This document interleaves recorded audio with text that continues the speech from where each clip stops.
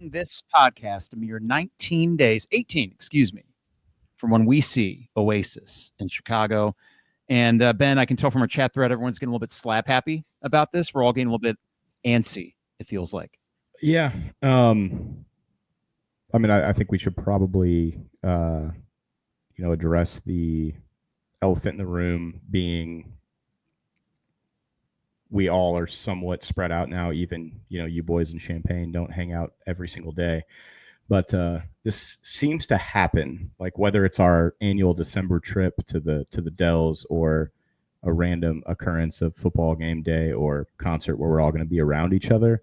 There's like this home stretch moment where we all just become super angsty and trigger happy towards each other. So I enjoy it, but you can definitely tell it's the home stretch is upon us. Yeah, I mean, the fact is there are going to be 7 of us that are in this chat thread. Every single one of us is going to be up there, from Austin, from Louisville, from Bloomington, Indiana, Chicago, Champaign, Yep. all coalescing into the one Midwestern show that Oasis has in North America. And before that, they have 2 shows in New York, 2 shows in Toronto.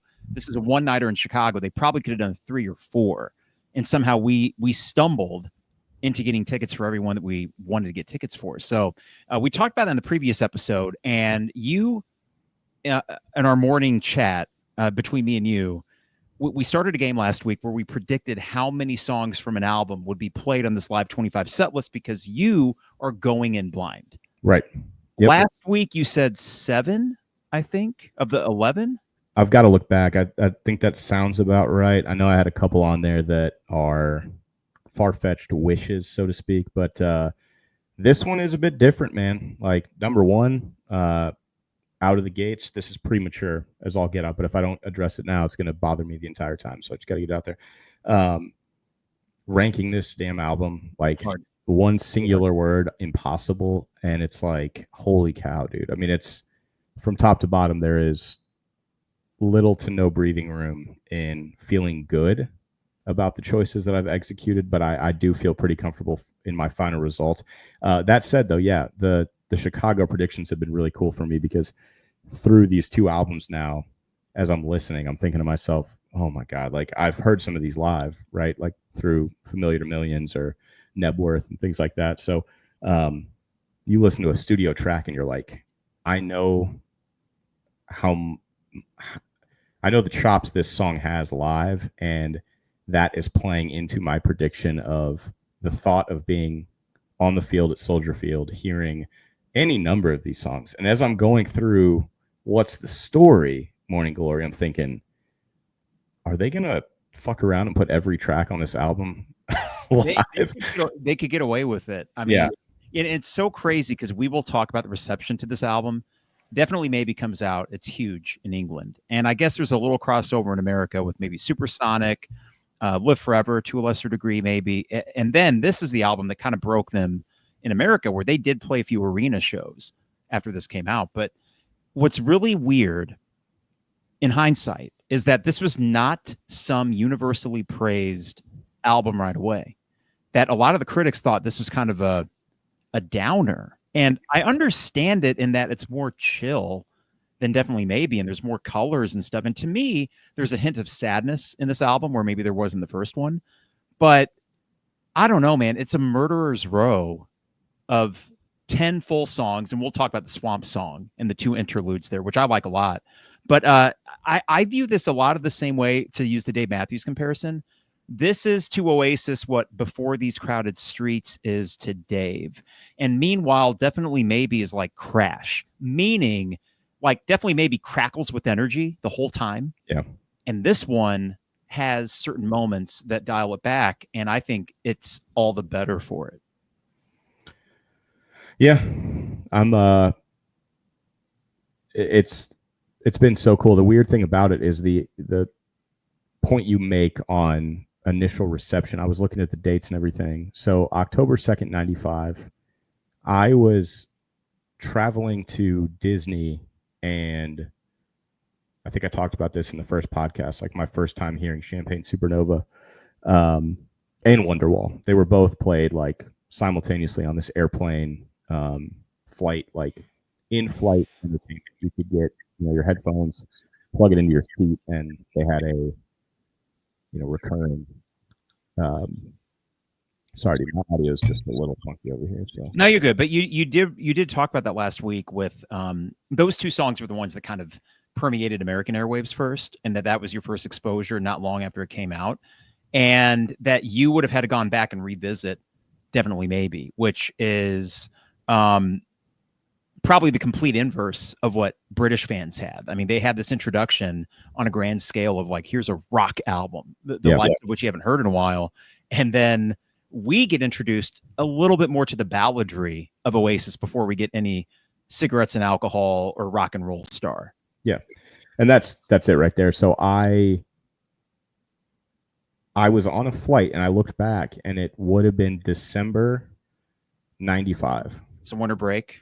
Yeah, which is like 2 months after this release, which I guess like tracks, so to speak. But I just think both of those tracks obviously captured me in different ways. Champagne Supernova being the first, you're kind of flying over those clouds, that intro hits, and you're like, something's happening here, and what's going on. But that was the initial hook. That was the love that happened. But I was just shocked looking back at the date because I'm thinking this was a mere like 2 months after the release, and it tracks. It makes sense they were probably figuring out different ways to push the music, but then you read up on sort of the initial acclaim, and now obviously what we know about the album and how highly acclaimed it is, that it shocks me that it wasn't as well received. But yeah, I mean, I think what sophomore albums are tough, man. I think they get picked apart more than just about anything. So it takes some time. What's weird is if they would have completely like done Definitely Maybe 2, and it would have just been 11 tracks of like balls to the wall rock and roll, they would have gotten, I would assume, some crap for that. In a weird way, reading about this, like you had the Stone Roses album and the debut album, which is a classic, especially in England, and you brought it to our apartment and you would play that. And then their second album comes out, and it was basically thought of like an afterthought, like they lost all their mojo. And I think for the first week, critics actually thought that, but the record sales didn't reflect it. And then they very quickly did a reappraisal and said, well, wait a second, this is resonating with people. So for us in America, it was our alt rock station that played, as you said, Champagne Supernova, Wonderwall for sure, which we're going to talk about that song because I don't know, other than maybe a Beatles song, of something that's become so synonymous that you kind of have to remove every bias that you have when you're evaluating that song. It's like you have to trick yourself into thinking you're hearing it for the first time again, because it's so ubiquitous that we've heard it in dorm rooms with bad guitar players trying to be like a Casanova to the girl that lives next door and play. What do they play? They play fucking Wonderwall because that's all they can play. Yeah. Or a wedding. I mean, I think one of the coolest moments that I remember having at a wedding, mind you, so we've all done it now for the most part, would have been at Danny Dudley's first. I did not have that in the notes. I completely forgot about that. I truly didn't either until we just started kind of spitballing here. And just to give everybody a quick background, he was one of the second of us to go in the grand scheme amongst 7 guys, right? And we were younger. We were still sort of figuring out our ways, and he was very much further. It was 2013, yeah. Yeah, and further ahead in terms of, that thing, kind of like Kyle, just ahead of the curve in terms of knowing what they wanted, and it was awesome. And I recall Emily and I driving to Evansville to drop Zoe off, and then from Evansville, Indiana to New Harmony, Indiana, which is like 30 minutes. It's literally a stone's throw. Quaint little resort town. Quaint, man. Quaint little town, little B&Bs, actual B&Bs, little hotel, little pubs, right? Just a fantastic time. From the top to bottom, like driving into that town in the sweltering heat, there was something about it, man. It was just a perfect weekend, top to bottom. So many belly laughs, so many good times. Long story short, though, we get to the tail end of this reception. A friend of ours was DJing. Mike, you brought your acoustic guitar to. Because I played like the what would you call it when people walk down the aisle? The procession. I did the music. Yeah. Green Eyes. Did you do Green Eyes? Yeah. I did perform Coldplay Green Eyes as the bride walked down the aisle. There we go. Talk about ahead of the curve, man. Wow. But Green Eyes, and then so you had your guitar round. The reception itself was sort of back in this hotel area whole deal that we had going on for the wedding itself. And so I think you popped upstairs, you grabbed your guitar. We had like all the banquet chairs in like a massive circle. So there were some people that were on the ground level. There were some people that were standing up on the chairs, whether it be a shorter girlfriend like myself, who's now my wife, Emily. Everybody, it was just sort of this odd, like almost felt like stadium seating in a circle, Coliseum style. And we were a cappella with the help of your acoustic guitar singing this awesome rendition of Wonderwall. And here's the thing. It's not like it was before cell phones, but there wasn't a fucking cell phone out. Dude. Like, we don't have a recording of that. There was no videographer. It was such a momentary thing. And I know, like, for listeners, it's going to be like, fuck all, like, whatever. Like, this is, we've heard this song 1,000 times at a wedding, but it was the serendipity of the moment. And it wasn't planned. We weren't going to say, hey, we're going to close this reception out. The last song of the night being an all group, everybody that's left standing acoustic version of Wonderwall, but it did truly work.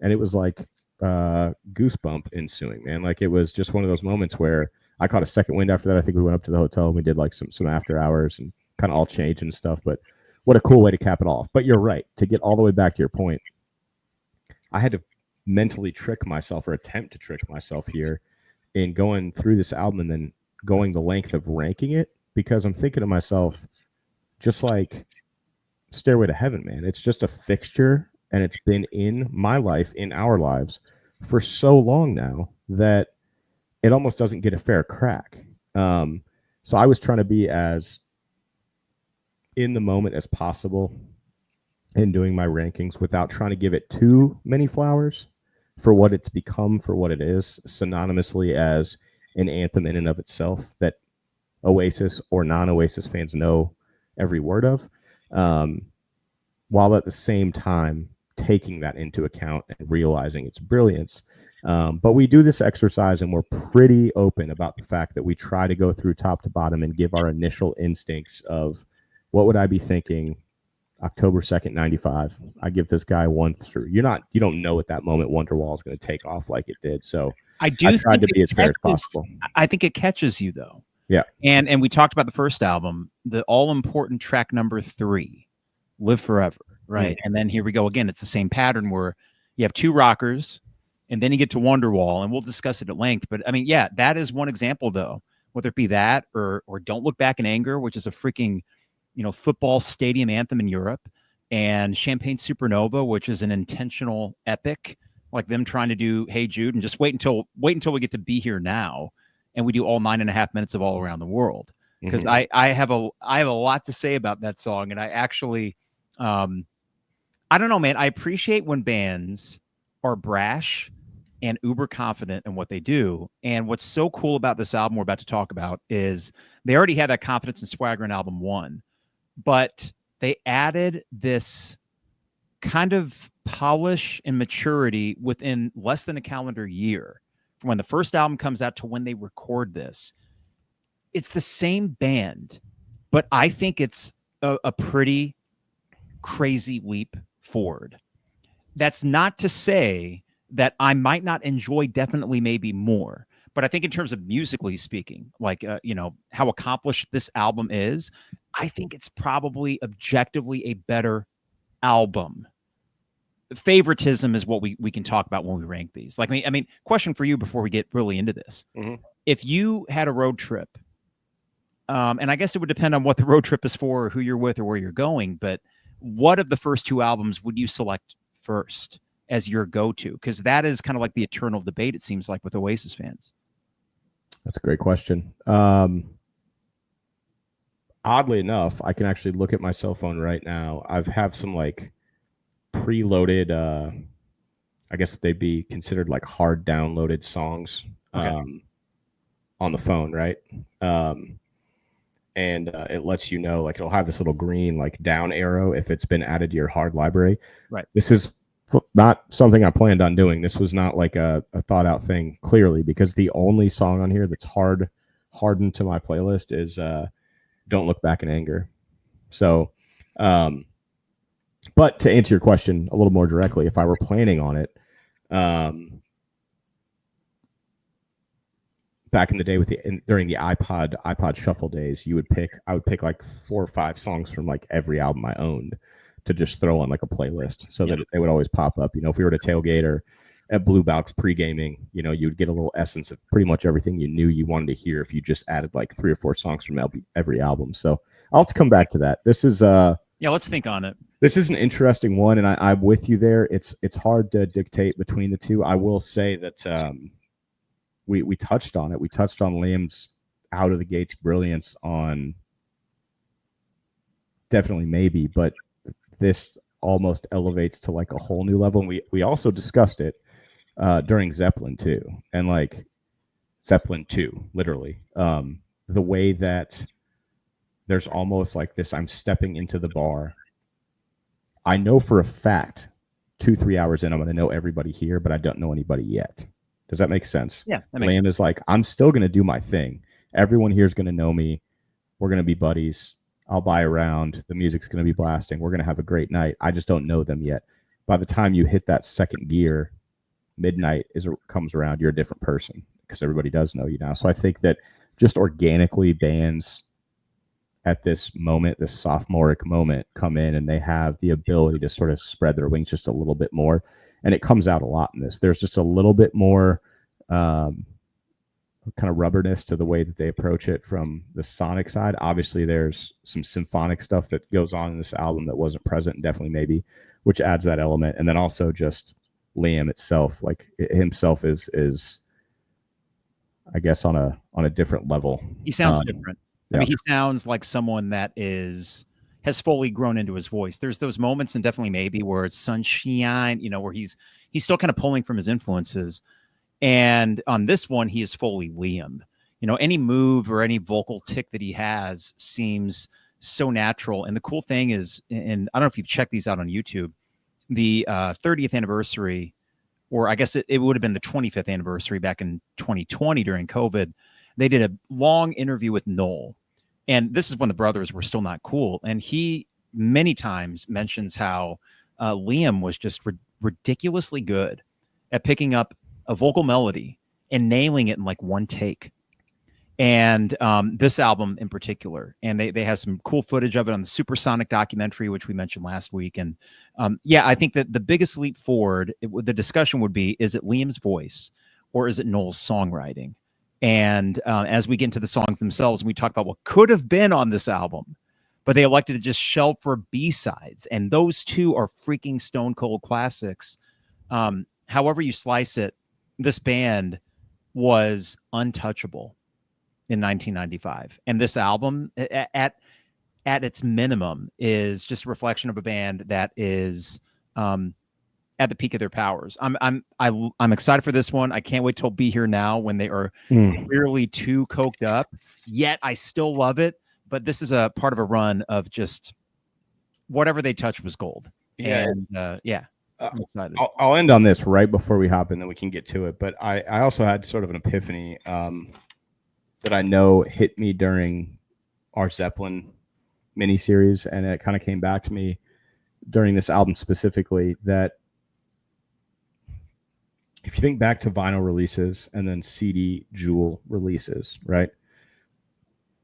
However much money this was when it released, I'm gonna go on a limb and be like $10.99, $8.99, $10.99. I feel like it was always like closer to $11 to $15, and it was like a deluxe edition, or there was 4 CDs. It would be like $15.99 or $21.99. I don't know why those numbers are burnt in my head in a little sticker, but I had a threshold in my head that was like, that's too expensive to run over down the aisle and come back running to my mom, like, can I get this? But if it was like underneath $14.99, it was typically like a okay type of situation. I also know we talked about those double disc albums during the Zeppelin miniseries, and it was very difficult sometimes to get the ability to pull the trigger, but my mom would do something pretty cool where she would take a mental bookmark of that moment, and then I would end up with that usually on Christmas, right?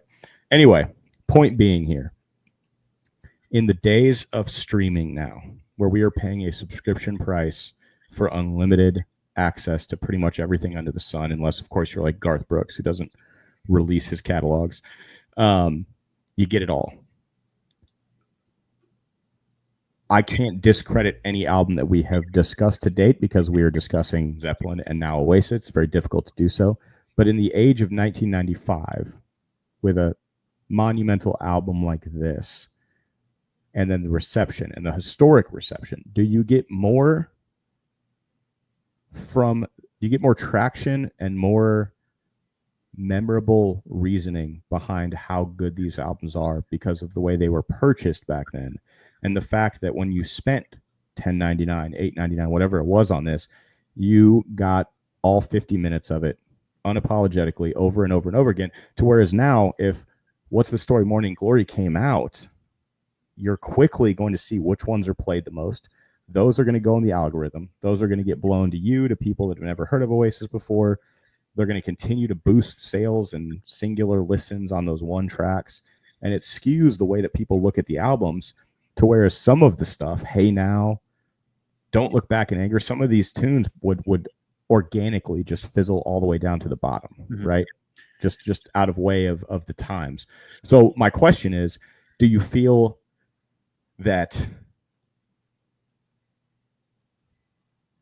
the brilliance of this and the time frame, it was a perfect storm, perfect moment for some of these things to organically happen, and nowadays it's just a little bit more difficult for these type of things to happen in a total album setting? Yeah, where people are putting more influence in one or two songs because that's now the recipe versus putting together a whole album. I don't know. It's something that occurred to me.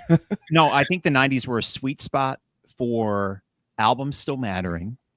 The transition to the CD age. I mean, it's funny because the Rolling Stones albums in the 90s were all like 70 minutes long, simply because they could be. Yeah. What Oasis did a good job of with the first two albums specifically is, while they can't quite fit on just one vinyl, they got to stretch them out a little bit because they're about that 50-minute runtime. They almost do. So we can still do the side A, side B thing. I don't know what we're going to do for Be Here Now, because that's basically a double album. But no, I think to answer your question, the album still mattered. And I think that Noel in particular had such a great musical history, like knowledge of musical history, where he kind of knew what made albums work. He knew the importance of the single, which is why he shelved so many good songs like Acquiesce as a B-side, for God's sake. And now you've done it. There it is. Well, and we'll talk about Acquiesce, because I mean that, and we will do an episode on the master plan because it's that good. But no, I think that to answer your question, it's the fact that the album still mattered. They knew how to construct an album, and that as we were buying it at our impressionable age, in this case 10, but pretty soon our teenage years, going to Circuit City, going to Best Buy, you still got your money's worth. And I think this continued until the early 2000s. I mean, I can remember in the early 2000s seeing the Kid A and Amnesiac displays at Sam Goody. And it was a big deal that Radiohead had a new album. Yeah. And I remember Weezer coming out with a Green album, and that was a big deal. So, it is just mind blowing to me that we are now in 2025, and even me, 39 years old, I am more wired into the streaming generation than I'd like to be, because I think to myself, good Lord, being a band where you're doing an album release, you know you're going to capture the fans that love you, but 10-year-olds, 9-year-olds are going to be out with their parents buying your album.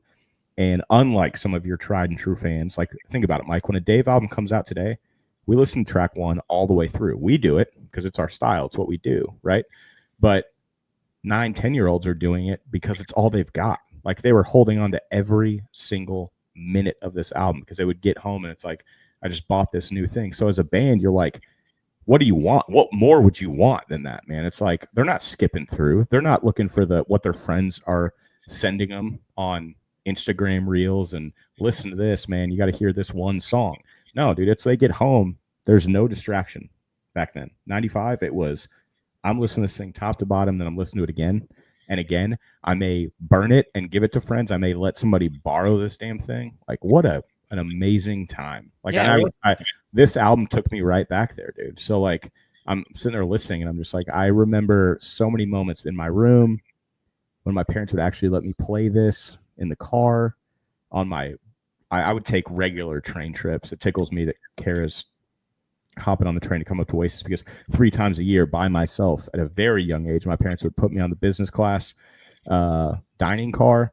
I would city New Orleans. I'd head up, dude. My aunt and uncle would be there at the Canal Street exit entrance to the train station to pick me up, and we'd go to their place in Deerfield. So like 3 times a year I'd do that, and I would always prepare myself by asking my parents, hey, I'm going to be gone for like 2 weeks. Can we go to Best Buy so I can grab some CDs for my Discman? And yeah, just unbelievable, man. Just crazy time. Yeah, I'm glad you mentioned that, though, because this album is still very much of a time. But the cool thing is that it could have been of a time in the 70s, too, which is the music that Noel and Liam grew up with.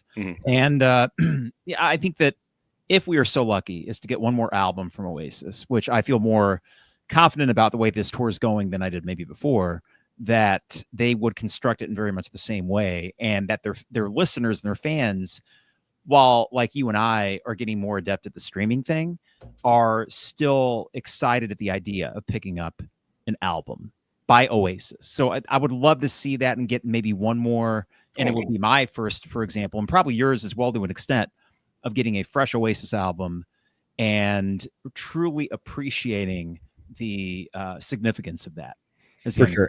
And that sort of opens up a whole new rabbit hole of conversation, which is, I think everybody has their own rituals when it comes to certain things. Like we know when a Marvel movie's released, whether it's good or bad, Danny goes to B-Dubs. He orders 5 or 6 old fashions in a row. He eats, and then he walks over to Savoy. What is it now? 21, 16? Still 16. Oh, they haven't expanded. 16. Okay. Yeah. So Savoy 16, and goes and sees his Marvel flick. So I would feel wholeheartedly like you're right. I think if an Oasis album was released, everybody would revert back to taking very careful care of the way that they experience the album for the first time. And that's cool. So I agree with that. All right. It's Drop the Needle Heads.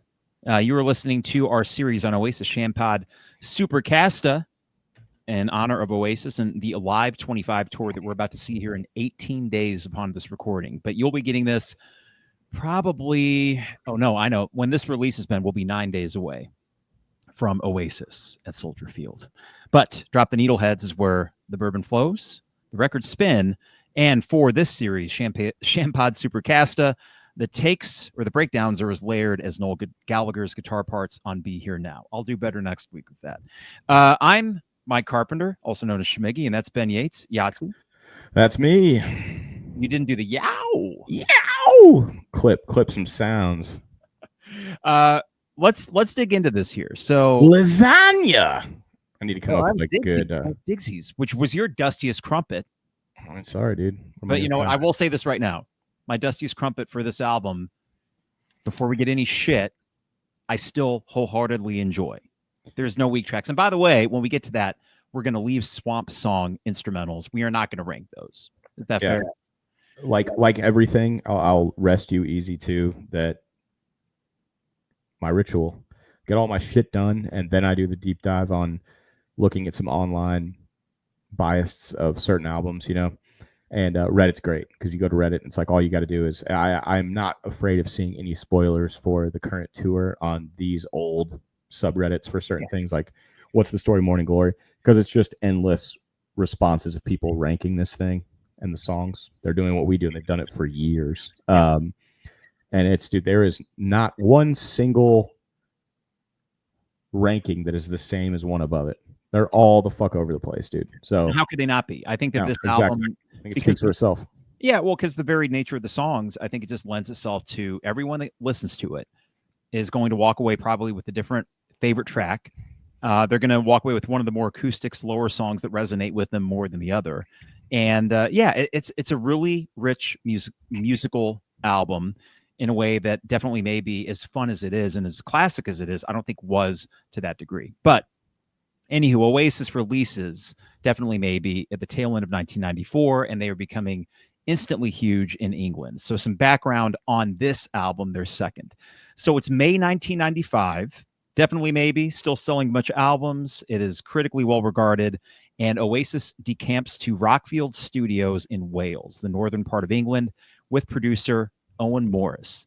Now, unlike the first album, where it said it was a band production along with Owen Morris and Mark Coyle, this is Noel really taking the reins, and his nickname is the Chief, and for good reason. He's the chief of the band.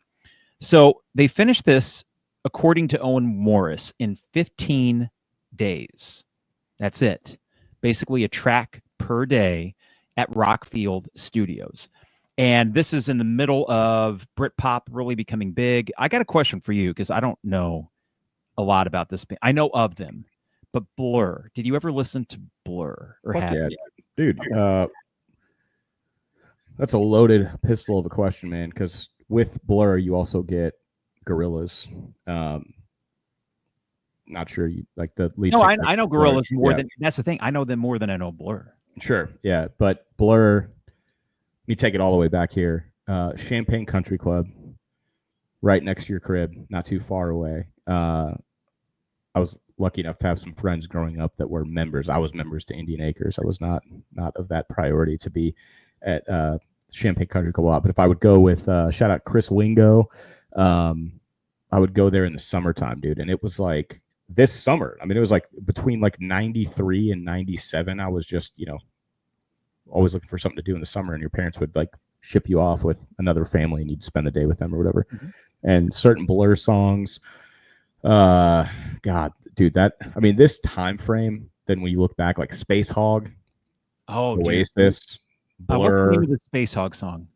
In the Meantime. Yeah, we're thinking about covering that in the band. Dude, oh, please do, man. That's one of my favorite songs of all time. But, and actually, funnily enough, this parlays perfectly into Mr. Craig Johnson. Shout out Craig. Listens to us often, but he saw at Deer Creek Blur. We got to look this up because he just told me this, but not Blur. Sorry, whatever the lineup was at Deer Creek was Oasis as like the headliner, but it was Space Hog as one of the openers, and there was another band on the bill too. And this was like sometime in the 90s or early 2000s at Deer Creek. So, yeah, man, yeah, of course, but like Blur, that 90s summertime pool though, dude, you know what I'm talking about. Like you were there, sure. And it's just like it was the soundtrack of our lives. I look back now and I have a fondness for all those songs, and it always occurs to me that I'm like, it's because we were around when these things were actually being released, which it just didn't feel it. It just felt like these were always around. It was just like getting played. So Blur has song number 2, which is which is played at all the stadiums. Woo-hoo! Yeah, and I know for a fact I heard that at Windsor Swim Club multiple times, along with Oasis, because they would just put on 107.1 and they'd let it roll. So 1995, the battle of Britpop is starting to emerge, and it really reaches a zenith in August. And this is about 2 months before the album comes out. Oasis releases Roll With It on the same day the Blur releases Country House. Now, Blur goes on to sell 54,000 more copies of their single, so they win the battle. But as Damon Albarn has recently said in regards to the Live 25 tour, Oasis has won the battle, they've won the war, they won everything. And he says that not begrudgingly. He just gets the long-term impact they've had. Now, this recording session, according to producer Owen Morris, was, quote, the best, easiest, least fraught, most happily creative time I've ever had in a recording studio. I believe people can feel and hear when the music is dishonest and motivated by the wrong reasons. Morning Glory, for all its imperfection and flaws, is dripping with love and happiness. I'd agree with that. Absolutely. Now, all that said, there is an infamous story. It was a great recording session, except for one time when the band almost broke up. Do you know anything about this story? I do not. Before you jump in, can I pause you really quickly? Sure. Because I went ahead and looked up the Deer Creek show. So any guesses on who the third band was? And they were actually the headliner, not Oasis. What year is this? Which is crazy. Friday, June 1st, 2001. And Oasis was not the headliner, not the Pumpkins. We actually discussed this band during the Zeppelin miniseries. And you've seen them, I think. Are they still around? Yeah. Actually, they were in Louisville on Friday. Black Crowes. Yes. Oh, you know what the tour was called?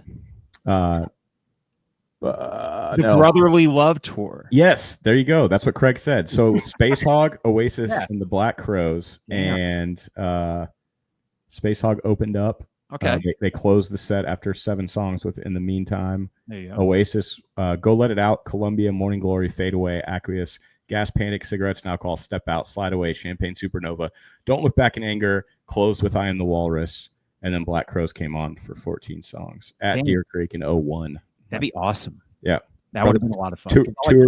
Tour of brotherly love. Wow. Yeah, man. Because the Robinson brothers did not exactly, they've never been fond of each other. So crazy. But right, carry on. There was one night where Liam comes back from the pub with a bunch of hangers on as Noel is trying to finish some overdubs and things like that. And he doesn't take kindly to it. And there's a knockdown, drag out fight. And they talk about this in detail in the Supersonic documentary. And for a brief time, it seems like, oh, shit. Like just right when they're about to finish this album, they're about to break up for the first actual time. Because it wasn't until the tour for this album when they break up about twice on that tour, including the moment that spurred on Talk Tonight. I might be mixing up my timeline, though. Talk Tonight is a B-side for one of these, so actually scratch that. That's poor work by me. But anywho's it, this album, Owen Morris, the producer, said it went great. Paul Weller, who is a friend of the band and was in the band The Jam, he is a guest musician as the guitar soloist on Champagne Supernova, and he plays that really huge harmonica part on the Swamp Song. Noel wrote Cast No Shadow for, do you know who? Richard Ashcroft. Correct. Who was the lead singer for? God, I can never remember his band. The Verve. The Verve. That's right. Yeah. Talked about it. Bittersweet Symphony. And they had broken up. I guess a few years later they broke up. And they were at a time, I don't know, maybe they were considered Britpop as well. Anyways, 15 days. They get this album done pretty quickly. Liam is spectacular in these recording sessions. The band does have a new drummer. Tony McCarroll is no longer there. He is on, some might say, but Alan White. What's that? Yeah. And here's the deal. He wasn't good, but I got to give him this. It works for Definitely Maybe. Like Supersonic is such a simple drum part, but it wouldn't be the same if it wasn't him. So he worked for what it was. And then they get Alan White, who is a much better drummer. And yeah, pretty much one more thing I'll note before we get into the tracks themselves. We talked about brick walling last week. Brick wall production is when they master this shit so loud that there's no dynamics. It's just loud. Mm-hmm. And this is one of the formative albums along with Definitely Maybe. And in some ways, when you measure it, can be even louder than that, despite some of the softer songs. So Oasis double down on the loudness. Some audiophiles take issue with the mix and the mastering of it. All that said, though, I think it's just part of the Oasis experience. I've grown to sort of just roll with the fact that their albums are loud as shit. Yes. And by the way, when you were listening to this stuff, I mean, did you notice when you would play, for example, like one of your parents' CDs, and you'd be turning up your, Sony Megabass, and you're trying to max it out, and you're like, God damn, I want that extra push. And then you put on Oasis or something, you're like, there it is. So, like, I mean, for us growing up, I noticed that there were old CDs that maybe weren't mastered, and I put them in my Discman. Yeah. And I'd crank it all the way up to no avail. And then, fortunately, I'd put on, like, Kid Rock, Devil Without a Cause. No issues. 100%. I was naive, man, I guess is the best word. I was also an only child. So like a lot of my growing up and my love of music was unique because I always had cable in my room. Not to brag or toot my own horn here, but like the glory of my parents was that they sort of like gave me a pretty long leash and always like did the prove us wrong, type of deal where it's like, if you start to overdo it, we're going to take some of this stuff away. But I behaved pretty well. So I would have like the Gateway cable box in my room. I had our first family computer, which was given to me for my birthday, in my room, like AIM, the whole nine, right? As time went on. But the cable thing was interesting because I remember distinctly, I always had this, like, I don't want to get in trouble thought in my head. Even when like Bone Thugs and Harmony would come on, like MTV Countdown, I would like turn the volume down a little bit. Sure. Yeah. And I would like listen to it, get my chops on like all the happenings of what was going on in the music scene, so I could like go to school and actually talk about it. But that wasn't one that I was like, my parents are going to go to the bathroom, walk by my room, and this is going to be what they hear type of deal. So with Oasis, it was one I never felt bad about doing, but it was always at such a volume. Our walls back then were these like slick plaster walls, like fairly soundproof inside the room, but our ductwork was not. So like, I remember thinking like, oh, I'm isolated in my room, not bothering my parents. They're also probably watching TV upstairs or whatever, so no big deal. But man, I guarantee you, like when Oasis came on, it was just pounding through the walls, and got to the point where my dad was like, "What is that album you listen to in there?" Because like I would also listen to some of his vinyls and stuff too, and never a big deal if it was, you know, the Beatles anthology or any of the other number of albums I would do. But for some reason, this one would be that one where I would like, you know, get that knock and it's like, hey, bud, you turn that down just a little bit. I always distinctly remember that. I'm like, yeah, sorry, you know, because like I would just be audibly putting on what's next and I wouldn't adjust my volume. So like, it's like me listening to Down by the Seaside, yeah, 98 Corolla. Speaking of which, you know, there's a book called Britpop and the English Music Tradition. And the two writers write in this quote, the songs were especially loud. Liam's voice is foregrounded to the point that it appears to grow out of the mixes of the songs, exposing itself to execute a pseudo live quality. I have noticed when I crank this in the car from the get-go with Hello, when his voice comes in, it's astonishingly front and center. It's not sitting back in the mix. And normally that wouldn't work, except for his voice is so good on this that I want it front and center.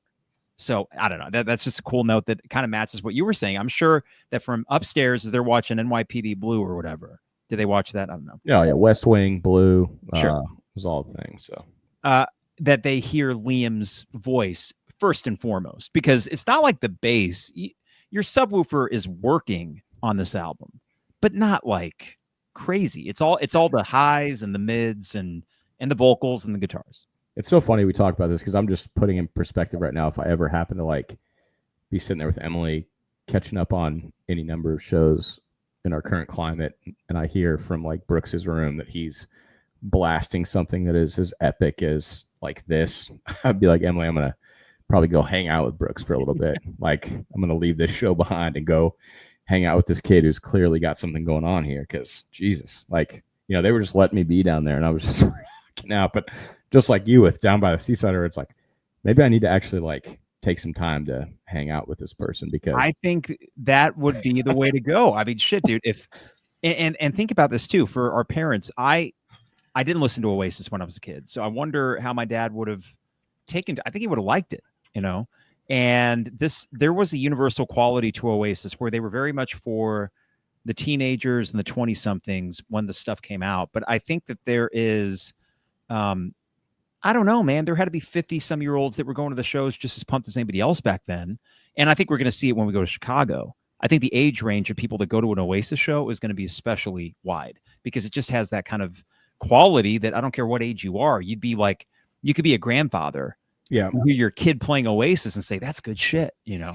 Yeah, I think there may have been just a post-release. I think there would have been a little bit of salesmanship I would have had to float to my dad. I would have had to like kind of maybe explain, like, these are two brothers. They sort of came out of left field, like no rhyme or reason to them deciding to do what they're doing. And they sort of put together two albums that I wholeheartedly believe are going to go down in history as like two great compilations of music. And I think that like layup of just a little bit of understanding on who they are, he would have taken to it for sure. I think your dad's the same way. Like, I think it'd be a different flavor of everything that they would have been used to. But if they just let like a few songs roll, kind of like a good show, it's like, give it 2 episodes, Dad, and then like, let me know what you think, you know? So my dad's favorite is Hey Now. Oh, wow. Yeah. He loves Hey Now. Well, should we get to the tracks? Let's roll. All right. So we're starting off with a song that is appropriately titled Hello. And what's really cool about this is from the very get-go, they have some production flourishes that you didn't see on the first one. It starts off quiet. You hear a little bit of that Wonderwall guitar before this feedback screams over you, kind of beeps over you. And then the riff starts and we're off. And I think writing an album opener that matches Rock and Roll Star is very difficult. And yet they somehow managed to pull it off. And it makes me wonder what came first, you know, the riff, or we're going to start the album with a track named Hello. And whatever it was, they married those two ideas, a perfect title for an opening track, a very rather straightforward rock and roll song, and we're off. And at this moment, back in 1995, I'm thinking we're getting definitely maybe Redux we're getting all the same, right? There's no inclination that there's going to be acoustic stuff yet. And I'm ready, man. I'm pumped from track number 1 on this album.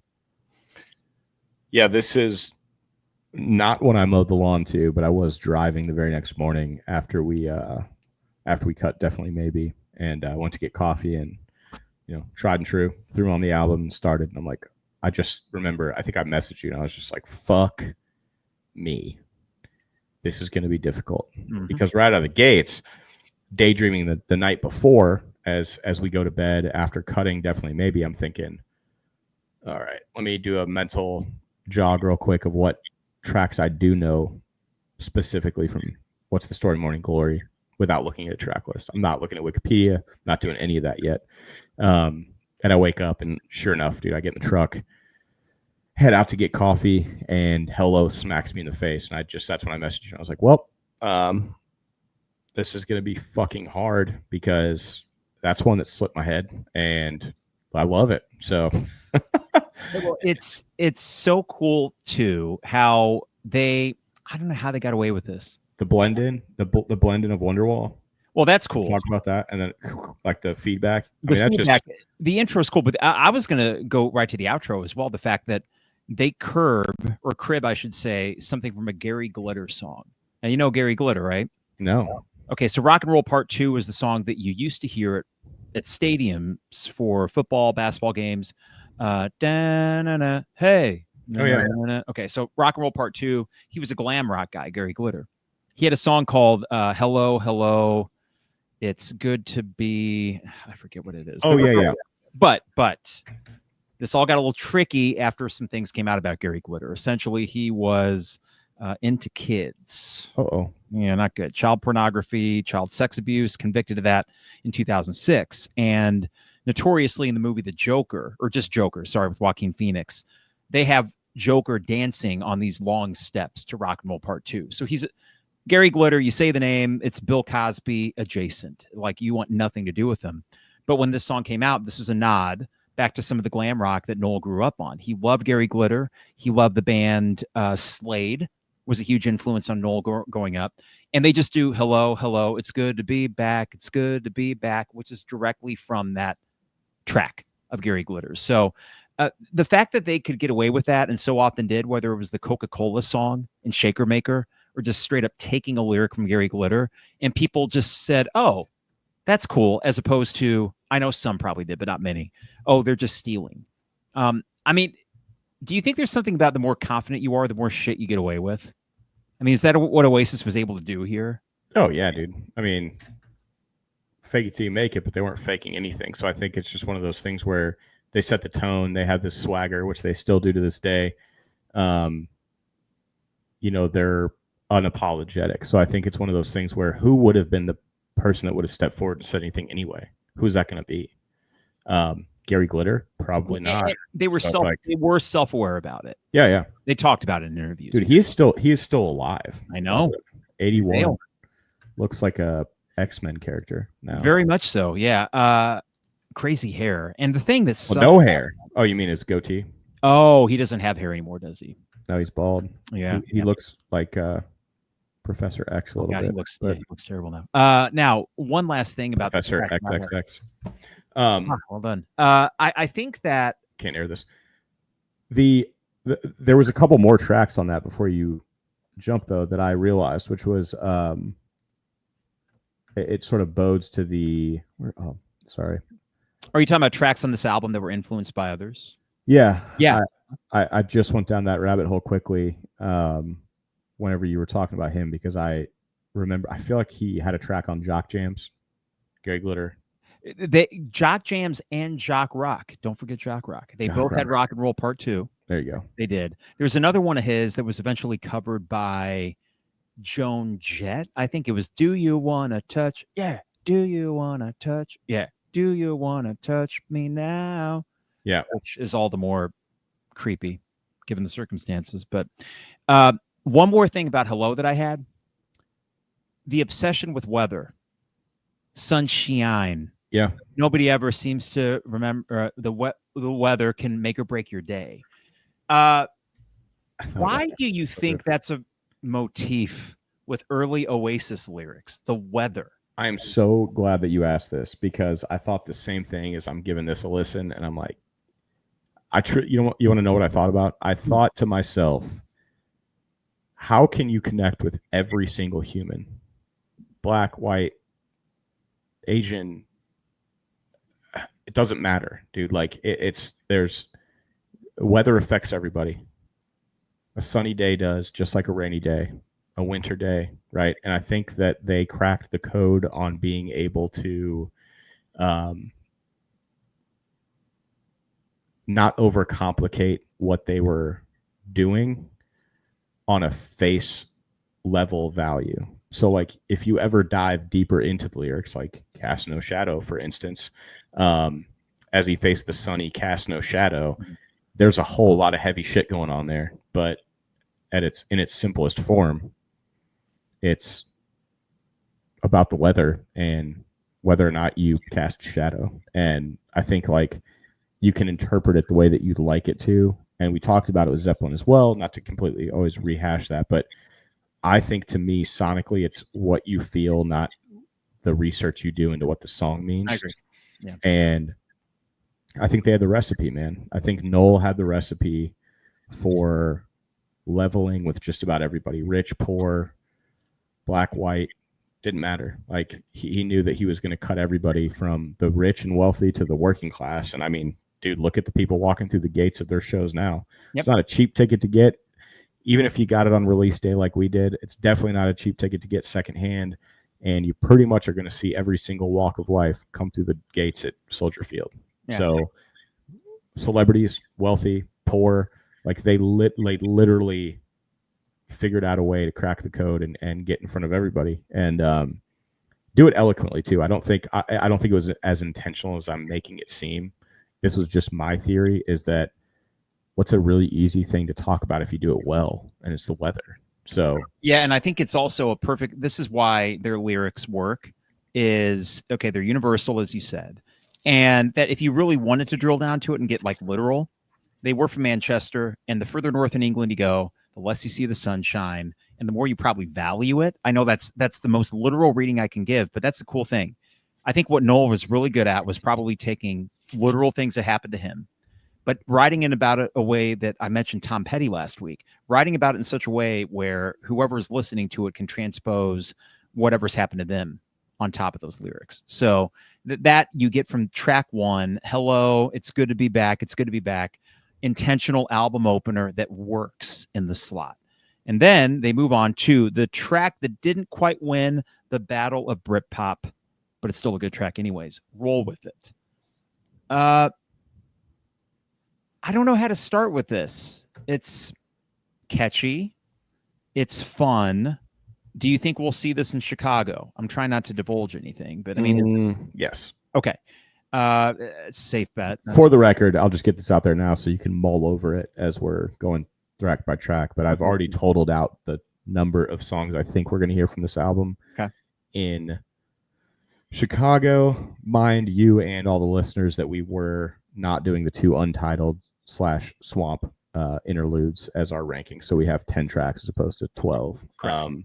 And this is the same. So I believe we're going to hear 8 out of 10 tracks in Chicago. And I definitely feel like we're going to get roll with it. It is, dude, like live, it's one of those songs where, like, I was surprised as I'm listening to it on my first go round of What's the Story Morning Glory that I could just like open my mouth and sing every lyric to it, because I hadn't probably listened to it again in 15 plus years. I don't know, like 20. What you just said reminded me. I was driving to Chicago 15 years ago, and I put on the Beatles 1, the compilation of all their number 1 hits. And I just played it chronologically. So from Love Me Do all the way to Long and Winding Road. But the first 15 tracks or so are all their like pre-1966, 2.5 minute classics, 8 days a week. We Can Work It Out. And the early stuff. And I knew every word, whether it be by osmosis or just, over the years, it just sinks into you. And you're right. There's something about Roll With It that it doesn't take more than a listen or two to get it.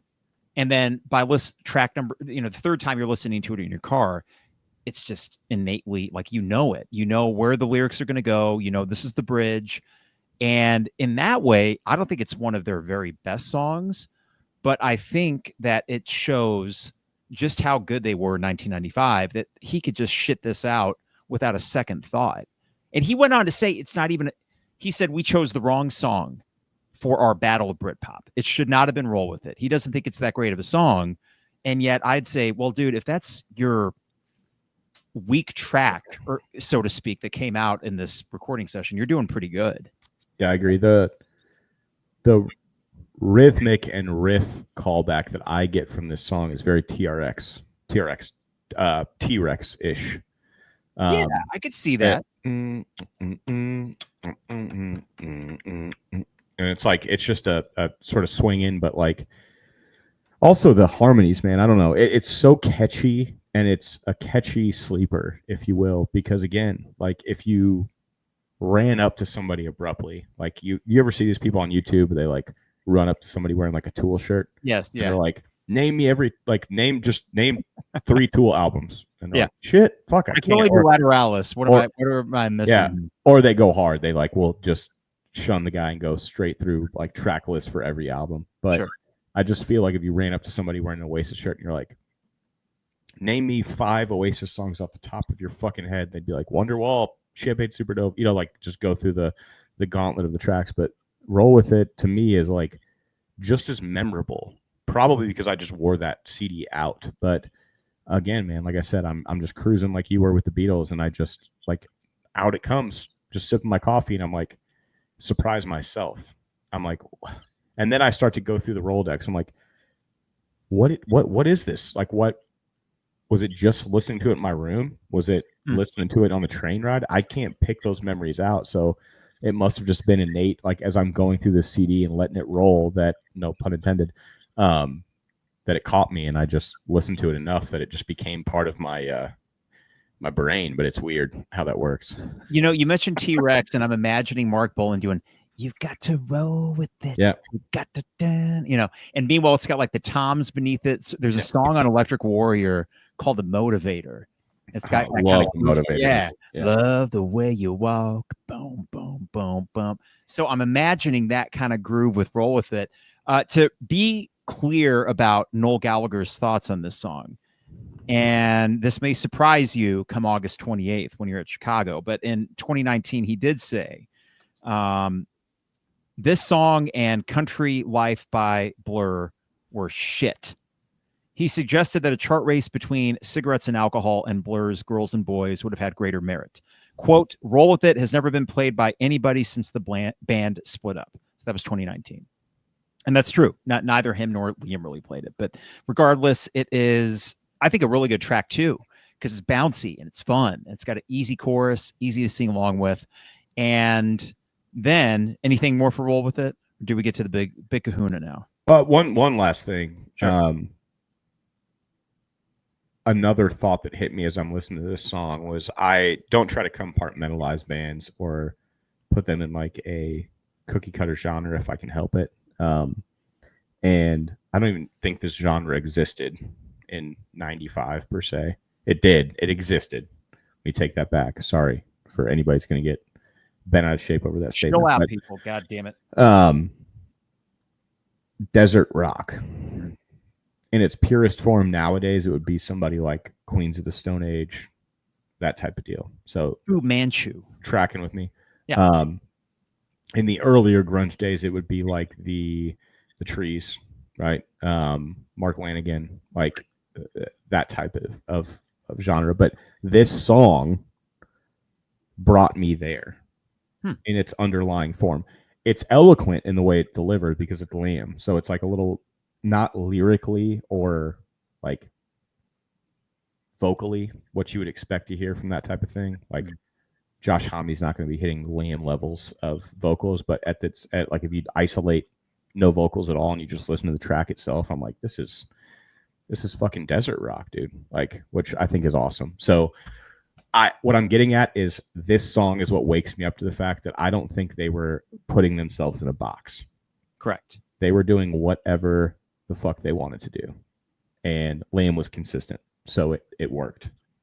Yeah, and on top of that, you mentioned the desert rock thing, and while I don't hear that on first glance, on the other hand, there's an easiness to this song. They aren't trying too hard, and I appreciate that. So, like in terms of just a breezy song that you can put on from Oasis, this would be towards the top of. I just want a nice 4-minute palate cleanser of this band just kind of doing what they do best. All right, let's get to it. Wonderwall. Having to divorce ourselves from a lifetime of knowing this song and it being everywhere in one way, shape, or form, taking a step back, it's hard not to appreciate how good this song is and how it is also rather unique. And it occurred to me after reading more about this, you have an acoustic song that would work just with the guitar, but the rhythm track is essentially kind of like a hip hop beat on the drums, and the bass is rather simple, but I don't want to call this proto gorillas, but think about it.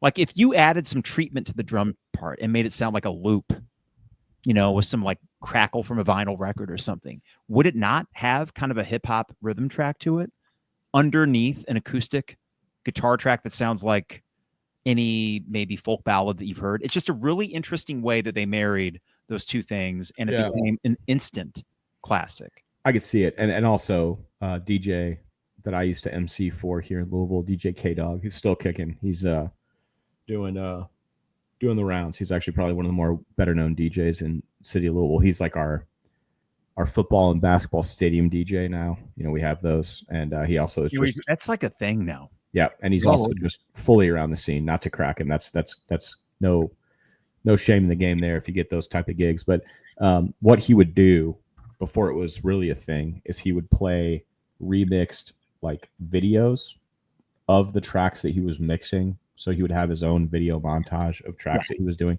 And he had a remix that he did of Wonderwall that was very, unbeknownst to him, very Gorillaz-ish in fashion. And he would play like the original video with it. So I always thought to myself, I'm like, this is great because it reminded me of like pop-up video. I'm sitting there like in the bar and it's just chaos, but I'm sitting in the DJ booth with him and I'm like, my only job is to hype the crowd and get on the mic every, 8 to 10 minutes or whatever. And so I would like be watching these video screens, just having some cocktails and talking to K-Dog.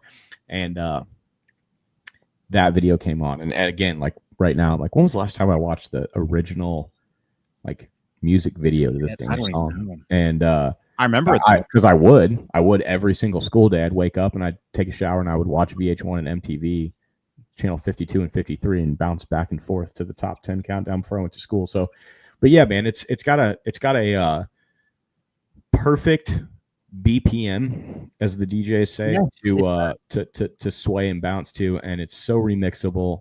But in its purest form, and what we receive and what we get out of it is,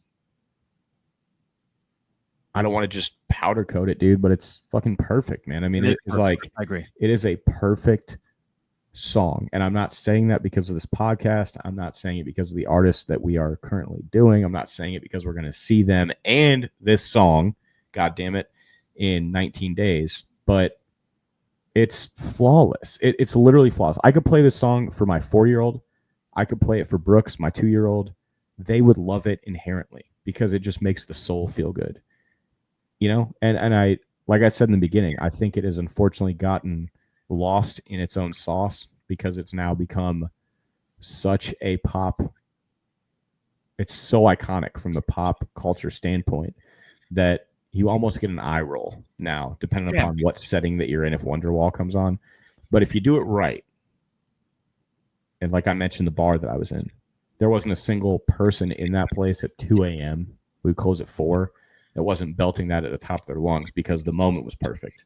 You weren't playing it at like 10 o'clock at a wedding reception. You're playing at 2 a.m. while everybody's been, on their final drink for the last 3 hours, So I think it's just, we could go on about that one. I don't know. I would love to know just a little bit of background on it. I would like to pick your brain, but from my overall standpoint, like I said, the flight to the Bahamas and Disney when I was 9 years old was Champagne Supernova and Wonderwall. And nobody influenced me on that. Nobody said, hey, man, you got to listen to this. It wasn't overplayed at that point. It was 2 months in. And both of those songs seemed to me like they had been around forever, if that makes any sense. No, you're right. And that's the sign of, you mentioned a perfect song, and I try to not throw that out there too much, but I use that for Live Forever, because even though it wasn't my spiciest biscuit last week, I do think it is a 10 out of 10 song. I mean, there's not a single wasted note in that entire thing. And the same would be said for Wonderwall. And that you can immediately, as you probably did in 1995, recognize that this is something different. And Noel's talked about it, and I know a lot of songwriters talk about it, where the best songs, it's like they're out in the ether. And as a songwriter, your job is to kind of sift through the clouds and you pluck that song. It's like it's already existed. And the best songs feel that way. Like they've already existed. Someone just had to go get it. So Wonderwall, I think, is 10 out of 10.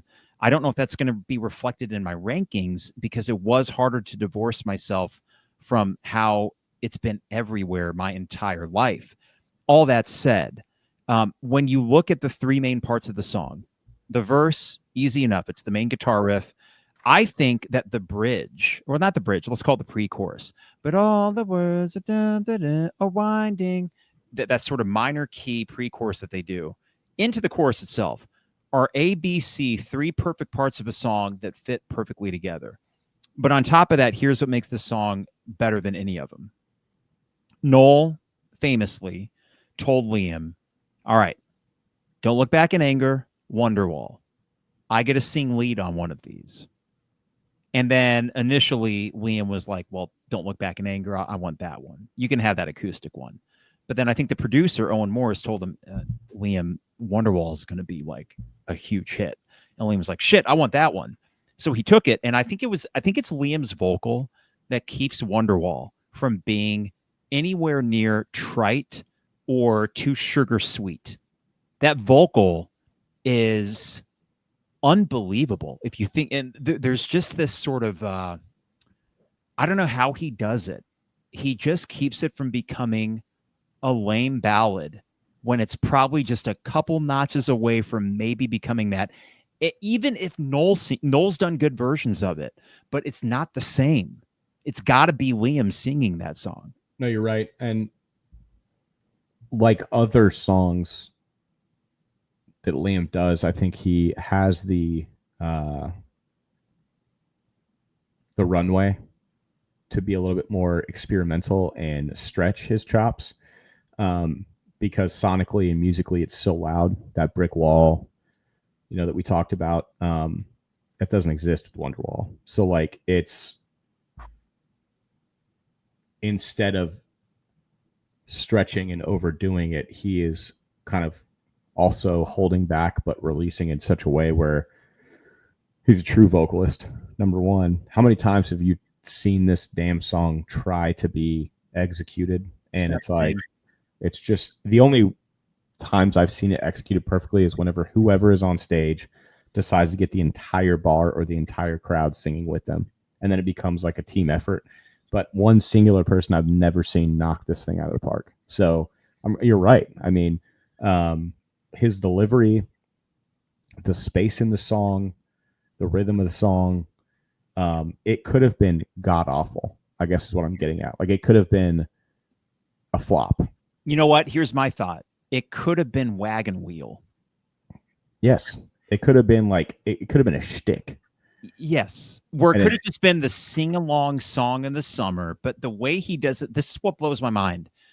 He sings it straight with very few embellishment. And yet this is just the natural quality of his voice and his swagger. He can't help being Liam Gallagher. So I think he sings it earnestly and he means it.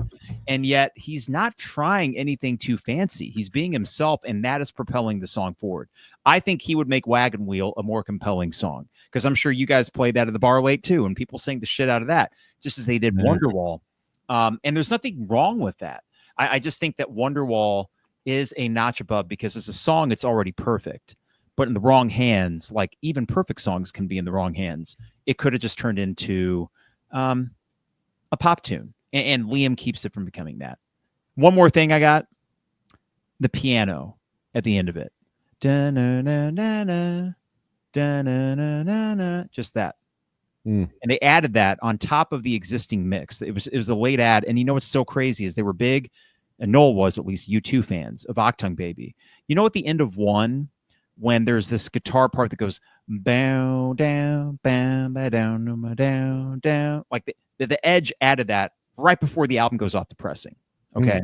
On top of the whole track. So it was a multi-track, was mixed down. He adds that one part. The piano, same way, was added when the rest of this track was done. And I can't imagine the song without that piano outro, simple as it is. That's insane. Yeah. I hope you haven't implanted a negative demon in my brain if I am on some certain level in Chicago and I find myself yelling wagon wheel on the field of Soldier Field. I'll get a left hook to the dome by somebody. Like, well, this guy shut the F up, dude. He keeps yelling for wagon wheel. No, I'm not doing that. Like, I flew all the way the fuck over here because I could get Heaton Park tickets. And this guy's screaming for wagon wheel. God damn it. Here's one interesting thing before we now move on to Don't Look Back at another banger. Unbelievable. So for listeners too, this is cool because when we get to our breakdown and our quote unquote awards, we always do side A, side B. Schmiggy and I decided here that we would obviously do Hello down to the untitled Swamp Excerpt 1 would be the close of side A, and some might say would kick off side B all the way down to Champagne Supernova, but that's like 6 and 6 makes sense. The actual vinyl release of this was two albums, and it was side 1, side 2, side 3, side 4. So my actual side A, side B tracks with this actually, which I think is cool. So when we get there, we'll discuss it. But Wonderwall closes out side 1 of disc 1, vinyl 1, which I'd be like, so you get Hello, you get Roll With It, you get Wonderwall, and you're thinking like, oh shit. Like I would love to talk to the person that decided to buy this thing on vinyl and give that their first go round. And then obviously side 2 kicks off with Don't Look Back in Anger. If we're comparing, what 1, 2, 3 punch do you prefer? Rock and Roll Star, Shaker Maker, Live Forever, or Hello, Roll With It, Wonderwall? I mean, that's really hard to pick between those two. Go back to Definitely Maybe real quick. Just so it's Rock and Roll Star, Shaker Maker, and Live Forever. Fuck. Wow. I mean, I think I go Definitely Maybe by a nose. Because I think Shaker Maker of the 6 songs is the weakest. But I do prefer Live Forever to Wonderwall. And I think I prefer Rock and Roll Star to Hello. Are we playing the one choice completely doesn't exist? I would never hear. No, we don't need to do that. It's just okay. Right, not that deep. Oh. We are not ditching one of them. Okay. No. I see. Okay. Yeah. Well, then, yeah, I imagine I'm probably going Definitely Maybe 2, and that is hard to hear myself say because I would be like, I'm looking at these and I'm going, Hello, Roll With It, Wonderwall. But the 1, 2, 3 punch was like it was like the perfect setup from Ali. It was like jab, a stunner to the nose, and then a fucking haymaker. Well, this is where it might shift. Yeah. From would you rather have Up in the Sky or Don't Look Back in Anger? I'm kidding as much as I like Up in the Sky. But now we're talking literally back to back from one 10 out of 10 all-time stadium anthem to another. We did open our mouths last week and talk about the third track unanimously on almost every album. And I backed it up last week by saying, which always alludes to track 4 being somewhat of a filler track or a forgettable track. It's not the case with Don't Look Back in Anger. Does this song mean something to you? Yeah. I don't know what it is. The title alone grabs me. Sure. Oasis does this funny thing where they either like really grab me or they don't at all. It wasn't even like that with Zeppelin. Zeppelin was either like, what the fuck are you guys getting at? Or like, that's a really good title, but I also don't really get it until I listen to it, type of thing, you know? This one is like, don't look back in anger. You could have that shit tattooed on you. Like, and it's like, it doesn't even have to do anything with Oasis. Like, don't look back in anger. It's as literal as it literally is. It's don't look back in anger. But the song itself has always had a soft spot in my soul for very similar reasons as a few tracks on Definitely Maybe, where I felt ahead of the curve in my Oasis knowledge as a youngin', you know, where I was like, I think maybe one of my first conversations with Nate as we're like pounding Keystone Lights in his mom's basement playing beer pong, and like this song comes on and I'm trying to justify to a kid that's one grade above me at the time. I don't know that he's going to be one of our best friends for the next lifetime. I'm trying to put myself in the position to hopefully be a buddy of his for a long time and impress him a little bit. And I'm talking his ear off about Don't Look Back in Anger, if that makes sense. That's what the song means to me. So this gives me some backbone in, hey, I'm not the guy that was listening to Wonderwall on repeat. I was listening to things like Don't Look Back in Anger and roll with it on this album. And this is why, and this is kind of what it did to me. And that was the conversation that we were probably having back then. Because going through an album top to bottom in those early days, you would pick out stuff like this where you're like, it catches me. And then when you talk to another like-minded fan, you're like, yeah, let's get off the singles. Let's talk about other shit from the album. And then you can actually talk through it, and it sets you aside. So, you know, you felt lucky. You felt like you were picking out like maybe a sleeper that the normal person at school wouldn't talk about, you know? So. And then this, over the next 3 decades, became the song. I mean, the one that's played at every major soccer event. And I say that with limited knowledge.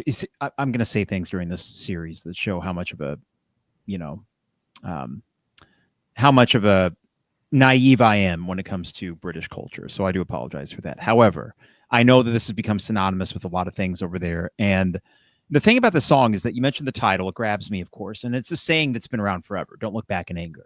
Okay, fine. And then lyrically, it doesn't make a whole lot of sense. But to me, I've never been lyrics above music. I've always been music above lyrics. The music gives me a vibe, and then the vocals, and then I'll dig into the lyrics.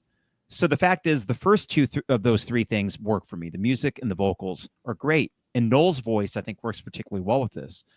But when you're saying, so Sally can wait, she knows she knows it's too late as we're walking on by. My soul slides away. Okay. What does that mean? I don't know. In fact, Sally Can Wait was something that he was singing during a sound check, and Liam was like, hey, what's that? Just the same way that we were playing You and Yourself back in the day. Yes, I was just about to say that, and I'm like, I heard something completely different than what you were actually singing. And I was like, I like yours better. Does it mean anything? No. What was your original? I don't remember. Hook to that, because I've only remembered what you said. Well, You'll Be Gone, Kid is what I pulled out of that, right? You'll Be Gone, Kid. I was like, I like that. I was like, I love that part where you go, you'll be gone, kid. And you're like, I'm not saying that. I'm like, well, you should be. Or something like that. Right, I should be. It's cool. I mean, the great thing about this song is that if someone said, what do the words specifically mean to you? I don't know. I think every 2 lines, every couplet means something different. So please don't place your, you know, what's so crazy, Ben, is I'm going through these lyrics. I don't have them in front of me. When I'm in the car and I'm singing along, it's not a problem. And when the music's not going on, I have a hard time recalling them exactly. Mm-hmm. The fuck is that about? Anywho's it. Please don't put that in your life in the hands of a rock and roll band. Yeah. Okay. That could easily be lame, but I love it coming from them because they're literally about to have the entire continent of Europe in the palm of their hands. Yeah. And he's, I don't know. I mean, I wish I could explain why this song works, but there's this magical kind of quality to it where it just does without explanation.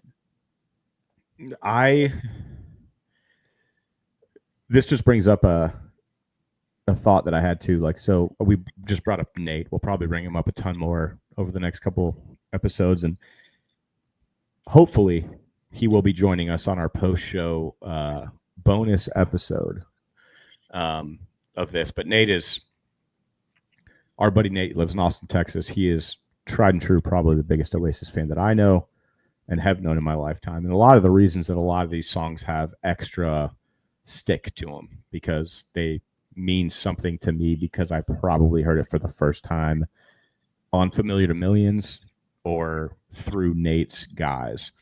And what you just said is what I say all the time. Music over lyrics, music over lyrics, always music over lyrics, including the fact that most times there's songs I've known for 39 years, my entire life, and I've heard them a certain way, and then I realize that I've literally been singing or hearing them differently for 39 years. Mm-hmm. Nate, on the other hand, which is the amazing part of this, is that Nate, I think, is equal parts music and lyrics, but if he had to choose one, gun to his head, he's taking lyrics all day. And that's a hot take, and I'm going to confirm this later on when we get off here to say, hey, dude, you were kind of a topic tonight. But he's the one that would always say something to me about the deep ingrained meaning that he's pulling away from the lyrics. And I would look at him and say, dude, I didn't even hear that he was saying that word. So the fact that you pull that out or know that, he does it with Jason Isbell. He does it with a lot of people that he loves. He'll hear the delivery and the lyrics long before. My wife's very much the same way. Like my wife will I'll look over at her and she's just singing these actual words. And I'm like, I kind of just hum along and, enjoy it. And if I know the lyrics like I do with Oasis, I sing them. But beyond that, it was first and foremost the music.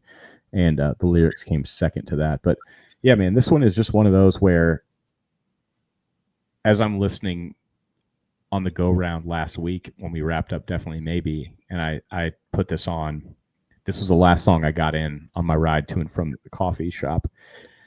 And it also occurred to me, it's a perfect topic here, that I was then singing this thing loud as hell, like the top of my lungs as I'm pulling into my driveway. And I thought to myself, I've never slowed down long enough to think about why I even know these lyrics or what they are. Yes. So like, I don't care. This song has been such a part of my life for so long. I'm just belting this shit. And I've never even slowed down long enough to be like, what is this? Like, how do I know this? It just is. So that alone is just one of those things. It's like they've done it.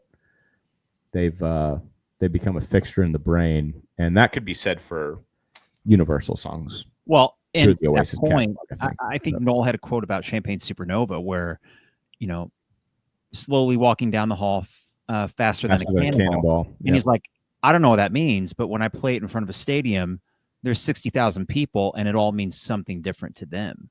Yeah. So what I don't mind as a songwriter is that not every lyric, and I remember like in our early days as a band when I wasn't writing lyrics, it's like, hey, don't think about it so much. It doesn't all have to be poetry. And I think Oasis is proof of that. And yet, even a song like this where the lyrics, the individual lines may not all fully connect, I don't know, man. I think there's actually something kind of beautiful about a song where I take a few couplets out of it, like, please don't put your life in the hands of a rock and roll band. I take that. Or I'm going to start a revolution from my bed. Mm-hmm. At the brains, I had one to my head. And then, see, I might slowly fade away. Yep. So all that said, like, yet I can't tell you what in totality it means other than, well, I guess don't look back in anger. But you know what? It's a powerful enough message or idea anyway. And the music's so good and the hook is so good that as long as I have a couple of like lyrical hooks throughout the song to kind of glean onto, I don't need to know what every single word means. I just know what I'm getting out of it. And what I'm getting out of it is a freaking anthem that I know Noel knew was an anthem when he wrote it. Because how could you not? Even if it was gibberish to him, it didn't matter. I don't know. It's really weird to parse through a song that, like Stairway to Heaven, Robert was trying to say something. Yeah. But it's It is crazy because I can't give too much away from where I want to go right now, but I'm bookmarking this exact moment because, mind you, when I got a hold of this album, I was 9. Okay. So there is a callback to this moment right now. We're going through our rankings of things, and it's going to be during Killer Line. Okay. And the influence of where I'm going to go with that is the fact that I was so young, I didn't know the meaning of things. Mm-hmm. Okay. So just keep that right there, because this is the power of music. This is the power of like movies. We were talking about this today. I bumped into a kid in the pool. He has face paint on, but it was clearly washing itself off because we're in the pool. It's like the last hoorah party for the kids before they go back to school at our country club. And I was like, "Were you Spider-Man, buddy? What were you?" Just talking to the kid. And he's like, "No, man, I was Deadpool." And the kid is like 6. So I was like, "Deadpool?" I was like, "Wow." And his mom is like in earshot, and she goes, "I know.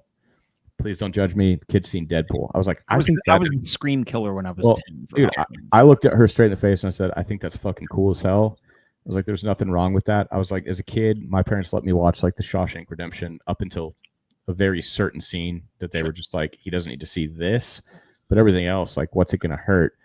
And I remember talking to my dad years later about that, and he said, as you needed to know the adult jokes, you'd pick them up, but we weren't afraid that you were going to take anything away from that movie in the moment that was going to hurt you one way or the other. And I told her that about Deadpool. I was like, aside from him regurgitating some of the jokes that, you know, Ryan Reynolds delivers in that, it'd be very difficult for him to even understand a lot of the stuff. He's probably just looking at it for the action and the fact he's a superhero.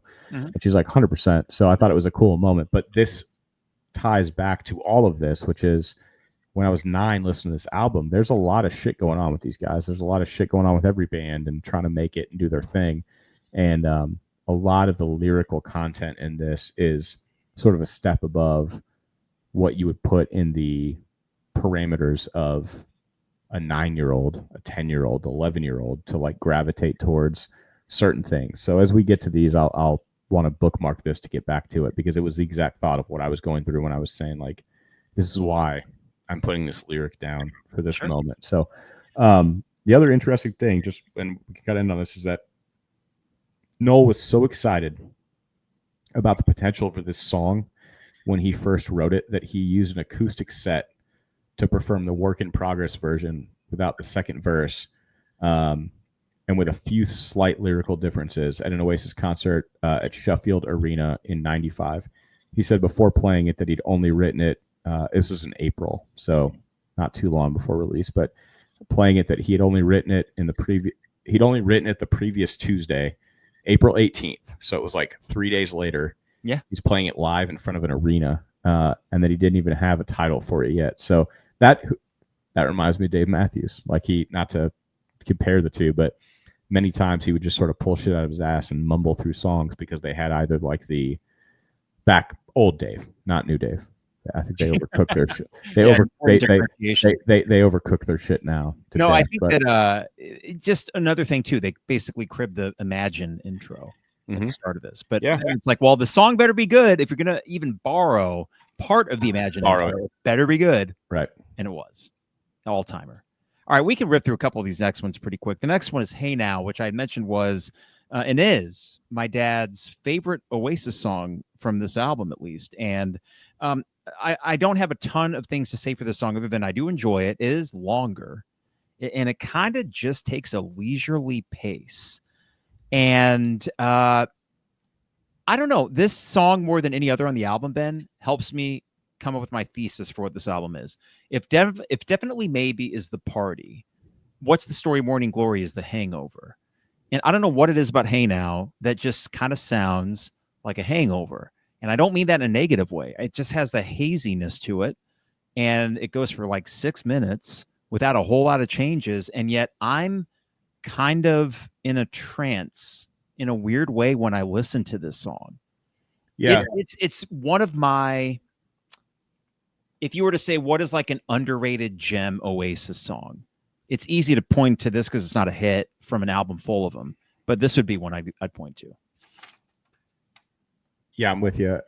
We talk about stuff like Out on the Tiles with Zeppelin and stuff, songs that don't go on long enough that you wish did. I think we got our wish here. I love Hey Now. And I'm with you on that. I think it's consistent enough throughout that you're getting what you want as long as you want before it's over. Mm-hmm. And it's step in step along with all the other tracks on this album. It just falls in the category of being very difficult to give flowers to over certain other songs. So the fact your dad loves it, I think, is a testament to exactly what this album is capable of doing. I guess it depends on how it was delivered to you and what you know about it going in. Like, I couldn't hand this CD to Emily, my wife, for listeners that don't know, and they're like, she would know Wonderwall. Okay, she would know maybe essences of Don't Look Back in Anger and stuff like that. But I would be curious to do that and be like, give me your, like, let's listen to this on a road trip. Give me like your 2 cents when we get done with this, because I would find it hard to believe this one maybe wouldn't fit closer to the top of her realm. It's catchy, it's fun, it is very reminiscent, in my opinion, like a hangover. You had a good night, you're sort of reeling from the flavor of your good night, but you're also, every time you hit that upward spiral of feeling a little bit better, you get reminded usually of your choices from the night before. Yeah, and absolutely. continues on. So I think that's a perfect analogy, actually. I mean, some of these lyrics, though, I think this is one of his better lyrics in the album. I hitched a ride with my soul by the side of the road, just as the sky turned black. I took a walk with my fame down memory lane. I never did find my way back. And that's just the first couplet. It is, the third verse is a repeat of the first verse. And there's some simple things like, I thought that I heard someone say now. I don't know. I think that this song is just straight up good. And some albums just need good album tracks. And this is a good album track. Never probably stood a chance of being like a live staple, but nonetheless, it is part of the experience of listening to this album. I don't think it would be What's the Story, Morning Glory if you took it out. And I think that says a lot to it. And actually, I will say this right now, but well ahead of the rankings, there's not a single song on this album I would take out. Whereas with Definitely Maybe, I could substitute a couple of those out and be okay with it. I think this is much more cohesive in a way. Anything more to say about Hey Now, other than we both like it, right? Yeah, I think we're good to go there. Okay, Swamp Song, we're going to kind of breeze through this, but basically it was an instrumental thing. There's 2 untitled tracks, interlude, Swamp Song 1, Swamp Song 2.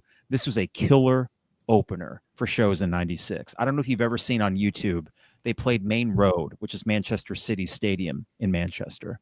And they open with Swamp Song, and Liam comes out midway through, and the crowd goes ape shit. And then they go into Acquiesce.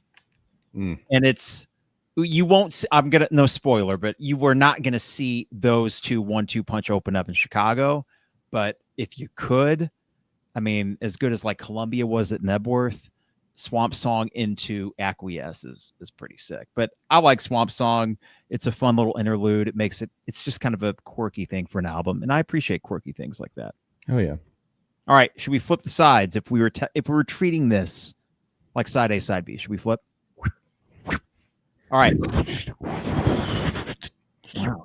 Look at those ambient noises there. We're flipping to side B. Some might say is, I think, a stone cold classic.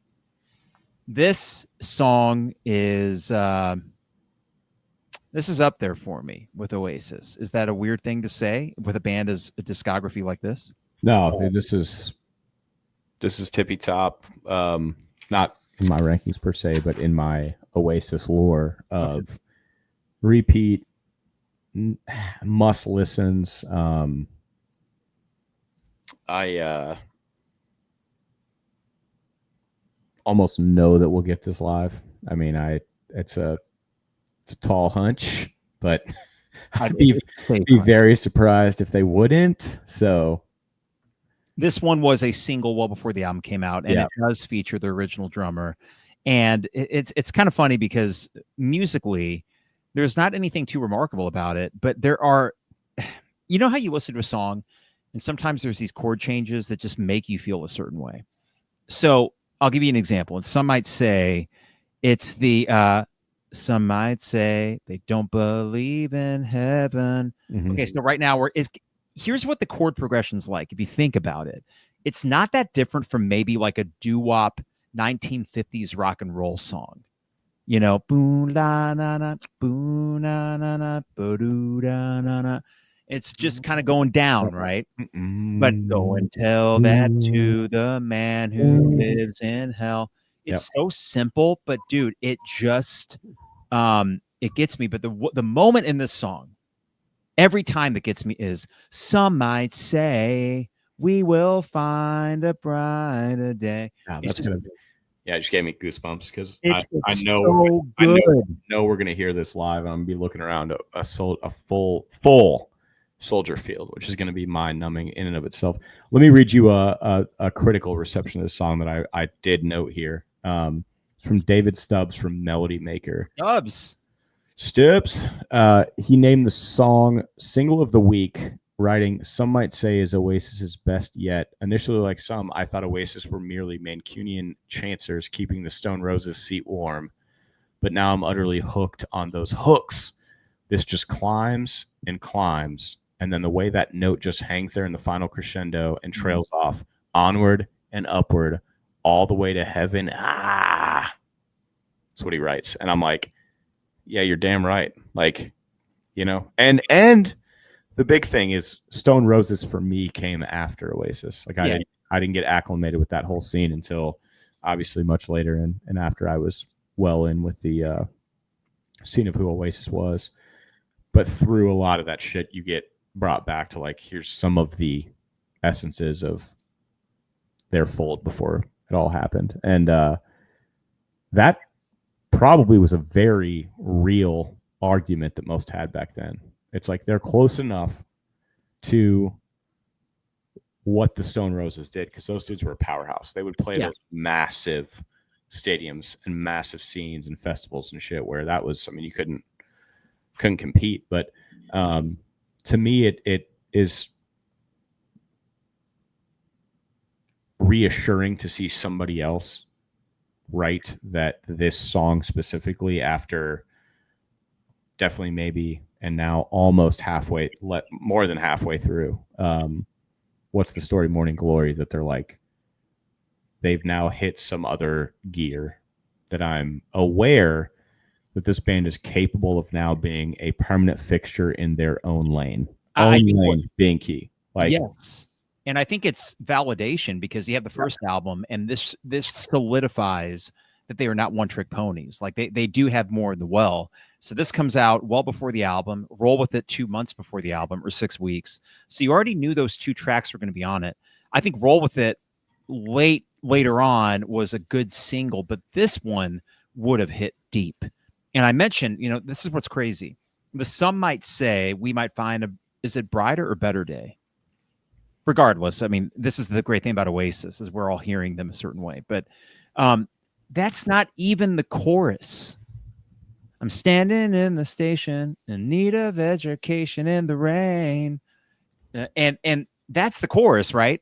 Which I think the chorus is great, but I think the pre-chorus with some might say is so good. We will find a brighter day. And then at the end of it, the call and response. Some might say, you know that some might say. Yeah. Yeah. And it could go on, Ben, for 8 minutes, and I'm listening to the whole thing. For now, it's a good 5 minutes. It's a big full song. It's longer than most singles, but it is, I think, we talk about 10 out of 10. I think Wonderwall is a 10 out of 10 composition. I think this is a 10 out of 10 composition and performance, and it just makes me happy. It makes me so happy listening to this song. Yeah, I'm there's not much more to say about it, man. It's tough. We could go into some of the background on it, but at the same time, I just think this is going to be one of those moments. I don't even know if I talked about this in the first pod, forgive me, but dear friend of mine said, if I have any advice for you on your wedding day, and this is back in 2019, circa 2019, it was to take as many steps backwards as humanly possible during the day, whether it be getting breakfast, getting ready with your groomsmen, during the actual wedding itself, if you can, and then like as much as humanly possible during the reception, because it's you all mentioned this last week about a song. Yeah. And this song is one of those. I mentioned that during Columbia. So yeah, I'll come back to me now. Very similar feeling to this song itself, where I don't know what it is cosmically that it does to me, but it always allows me to, there's certain Dave songs that do it, man, when we're at any venue. And like, I bring that up for our listeners solely because that's the band that I tried and true. I'll go to 3 or 4 shows a summer, usually with Mr. Schmiggy here, but there's certain songs they play, like One Sweet World, where I do more hands on the head, looking around at the crowd, looking at the sunset. Usually it's during sunset, right? Like, these are the things that happen when you go to these shows enough. You look over at your wife, she's with you. You think about your kids. You just, there's a moment that happens, and you're sort of taking a bird's eye view of your life in the moment. And this song does that for me. And I have a feeling that if we do hear this, which I'm 99.9% sure we will, at Soldier Field, I'm not going to be losing my mind. I'm probably going to be sitting there with both my hands on my head, just singing it at the top of my lungs, and probably not like literally taking 3 steps back. I don't know if I'll be able to on the field, but I will be figuratively taking 3 or 4 steps back and looking at everybody in their seats singing the same damn thing, probably high-fiving people next to me, hugging people I don't know, and living in the moment. So it's the beauty behind what they do, man, and it's the beauty behind their delivery. The call and response that you said, I just think it's like they've figured out a way to architect certain songs where you feel empowered to perform it too. And like, a lot of bands are so complex and complicated. Like, if you you're lucky enough to go see the Holy Triumvirate of Rush, you sing them, but you're not putting yourself in the seat of performing it. Yeah. And I think with Oasis, you're like, I am doing this. Like, I'm singing this, and I'm fucking Liam Gallagher right now, even though I'm one of 90,000 doing it. No, that speaks to their connection with their audience, which Rush was great, and I wish I would have seen them, and they had a connection with their audience, but no one was really going to be Geddy Lee. No, dude, that wasn't the point of them, but with Oasis, it is part of the point of them. I saw Rush 12th row in 2012, and at the Yum Center, right in the floor where you and I were for Bruce, not too far from there, but they did have seats, which was mind-blowing to me. So we were 12 literal rows back on the floor. And the song that I wanted to hear more than anything, which is laughable, beyond Working Man and Tom Sawyer and everything else, was Time Stand Still, and I got it. It was Encore 1. And even that, like, you're belting it, but you're not belting it like Geddy Lee. You're just singing with Geddy Lee. Right. When you're doing this, and I have to say this because I think this is overarching with almost all Oasis, I will 150% not have a voice Friday, August 29th. You will not have any voice. We will be a continental breakfast. We will be Tom Waitsing each other. And it may be the least voice I've ever had, even over Raging Against the Machine, because I will knowingly and unknowingly be going into that show walking away singing almost every single lyric. So, and that's just a testament to what they do. They sing these anthems, but they're not shticky anthems. So the next one that we have to talk about here is, I mean, God, what a murderer's road this album is. Cast No Shadow. And you were talking earlier about how Nate is very much of a lyrics first guy. This would be a great example of that. I will say this song over the years has really grown in stature for me. And in the last few months, even where I listened to it, it's a great vocal, it's great lyrics.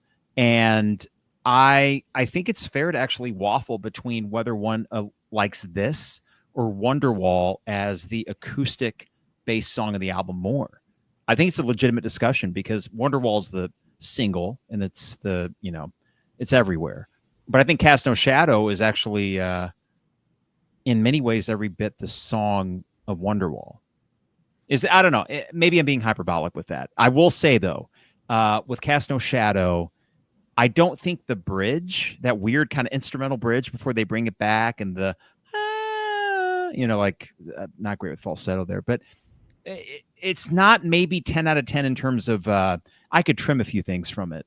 But on the other hand, I don't know if I'd want to, because there's this dreamlike quality to it that I think everything needs to be there for Cast No Shadow to be what it is and be why I appreciate it. Yeah, the one thing about it, we're talking apples and oranges here, but it's just south of a 5-minute runtime. Yes. To whereas Wonderwall it feels longer than that in some ways. It does. That thing. And Wonderwall is just north of 4 minutes, and it's bing bang boop. You get all of what a Wonderwall is in just over 4 minutes. Again, I'm saying apples to oranges because it's literally nitpicking two polar opposite songs. But if you're talking about acoustic deliveries and very angelic and eloquent deliveries of two songs that are probably in a lot of folks' hearts, then yeah, I mean we're in the right place. So for me, Cast No Shadows was a song I had no idea about. Like I would listen to it because I know that I play this album over and over and over and over again. And I didn't skip tracks, but I think I must have just at this point been so lost in the sauce, whether I was on the train on the way to Chicago, just people watching, or I was in my room. And at this point, track 7, I'm doing whatever I'm doing at this point, and it's just now the soundtrack of my night. What delivered it, and it was hook, line, and sinker, and to this day will always be, was Spectrum 2004. Yes, that's right, because he was a year older than us. Yeah, 04. So we were juniors. Nate was a senior. Kyle was a senior. For listeners, this was our high school, my high school talent show, but it was an all-encompassing talent show. The kicker here is that you actually had to proactively try out and get selected to do what you were doing. So then they would space you out based on kind of like your genre, your thing. We're not talking about we're just going to go and present ourselves and hope we win the quote unquote battle of the bands or something. There was a secret to this sauce, and our director was amazing. She's was our play director. She did kind of all the entertainment for our high school. Miss Aldridge. Miss Aldridge. They named the auditorium after her. Yeah. And did she retire? Yeah. Man, Cliff was awesome. Her son.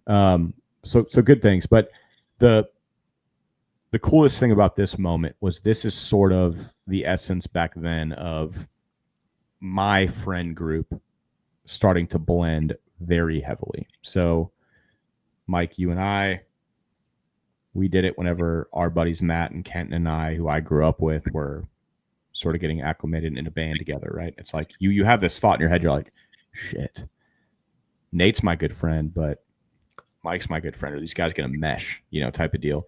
And organically, through the fact we were going on not too far away from where Nate was going on with his Cast No Shadow bit, solo acoustic, by the way. And he played soccer for Centennial. He was a transplant from New Hampshire. A big 6'3" hulking piece of man meat. Not all the Hampshire. ways. Yeah. And a massive Oasis fan. So he decided, hey, I'm going to just go out there and do this thing. And we would rehearse these shows leading up to that. I think it was Thursday, Friday, Saturday. It ran, if I'm not mistaken. Yes, correct. There was one weekend night that you got to do, which was also kind of cool. So long story short, Nate made it through the 2 or 3 days of rehearsal, one live Thursday, and then got sick as hell and couldn't go Friday or Saturday, right? But he was our buddy. He played lacrosse with Kyle, Danny, and I, our other good buddies, and couldn't go. And when I would hear him perform that song, I wasn't correlating like any other song that you would hear. Like if it was Wonderwall, I'd know, oh, Nate's doing Oasis, doing Wonderwall. Yeah. Nate just made it his own based on the fact there was no symphony behind him. There was no the usual things I was probably used to hearing that song. So it was hard for me to articulate that he was doing an Oasis song, and he just nailed it. Like he nailed it across the board. And it became a super spiritual and meaningful song for me for what Nate would then ultimately go through over the next couple of years once he graduated high school and beyond. We went to Michigan State. Totally fine, by the way. Like I said, he's coming to Soldier Field with us. But those years were somewhat trying. So I would revisit this song as sort of like a, comfort blanket, if you will, of all that was going on, which I love. And I'll never look at it any differently. So really impactful. And for some reason, too, the other thing that sticks out in my head, polar opposite of being deep, like I just pulled out there, is I think Illinois played a massive basketball game. They played Iowa on night. Yeah. Right, we were about to go on stage. I think Nate was after us, but by that point, Illinois went into overtime as we're playing the quickest version of Another Day that we've ever played in our lives. We can get back out, listen to the end of the game, and they win. A couple songs later, we're happy, we're relieved. Nate goes on, he does his thing. So that was the Thursday night show when he did play. You want to know? Sick. You want to know the last thing I remember about that whole night? Going to Burger King after and getting chicken fries. No, this is actually really bad, dude. This is, could be something maybe the boys of Oasis dealt with at some point in their lives, but we are like, we get the minute and a half, like, hey, your side stage. I was a bass player, so I had my Warwick, which weighed like 1,000,001 pounds. I have no idea why I would have ever chose to play that, but Dirk Lance of Incubus did, so I had to as well. And we're side stage. I'm holding my bass, and I did not wear contacts until I almost graduated high school, and I had glasses on, and I had gum in my mouth. And this still happens from time to time if I'm like doing a presentation or a lot of talking or whatever. But gum. Do the Nigel Tufnell put the gum on your finger thing? No, man. This specific night, the gum became like liquid in my mouth. Oh yeah. I don't know if that's ever happened to you before. No, it what happens is it depends on something you eat or drink, and it like liquefies it. Yeah. So I was like, what is going on? And it wasn't Miss Aldridge. It was her counterpart came up to me, and I was like, can I run to the bathroom really quick? And she's like, you guys don't have time. Like it's under 2 minutes. And I was like, okay. So I went over to like one of those rectangular garbage cans, that smell like dreck, and they have like the liners that go inside of it. Yeah. And they hold a shit ton of liquid or whatever. And I just lean over it and I go to spit whatever's in my mouth out. And instead of like projectile going into it, it goes out of my mouth, and then it sort of sticks and it comes back in my face like a Spider-Man spiderweb. How? So now I have no idea. Now it's all over my glasses. It's all over my face. So then I look back at this counterpart and I go, now can I go to the bathroom? And she's like, oh my, and it's like the end of the world. These people's eyes are like, you're not going to go on. And I was like, I'm going to go on. I was like, point me in the direction of a mirror so I can at least get this off my glasses, dude. So like that first Thursday that we went on, I like had like dried gum all over my face. I luckily got it mostly off of my glasses, but I just remember after the show, I was like peeling these little bits of gum out of my face. And I was thinking to myself, like, that was that quintessential rock moment where you're like, nervous as all get out because you're going in front of classmates of yours that were both upper and lower class, right? Families and people that buy tickets to this thing. It was the largest show we'd played to date at that time, together anyway. And I remember that moment just thinking like, well, they're not going to see it. I know it's here, and I just hope it doesn't affect anything, which it didn't. And then we went out and killed it. And I trying to think of the physics of that thing coming back into your freaking glasses. Yeah, I'll never forget it, dude. So all that happened in one single whiff, and that, ladies and gentlemen, is Cast No Shadow. Beautiful. She's Electric. Talk about the Beatles influence. It's all over this song. This is a great little pop song, and one that I think is a nice kind of, we use the word palate cleanser, and I think this is kind of it after a heavy song like Cast No Shadow. And I think the big difference between this and definitely maybe Digsy's Dinner was a palate cleanser. This is a palate cleanser, and it's just objectively, I think at least, a lot better. And by the way, how about Liam Gallagher on the like, he does a little falsetto and he like nails it, which come to find out in early versions of Columbia, he does the, I can't tell you which Noel would end up doing, but Liam can do falsetto, or he could. And he does it really well in this song. And to me, it's like the perfect little Beatles song that never was in Oasis's kind of version of it. And, I enjoy this, and it is one of the more popular songs on Apple Music and on Spotify. I think that female listeners probably enjoy it, and why would I mean? It's a sweet song, so I enjoy She's Electric. I always took this song and removed it completely from the album and almost the lore of what this full CD was for me. It seemed because I lost track of the song. You know, I lost track of it and I didn't revisit it until much later. And when I would hear this song, I always imagined that it was later Oasis. Does that make sense? Yeah, for sure. And I do enjoy it. It swings. It's such a good time, but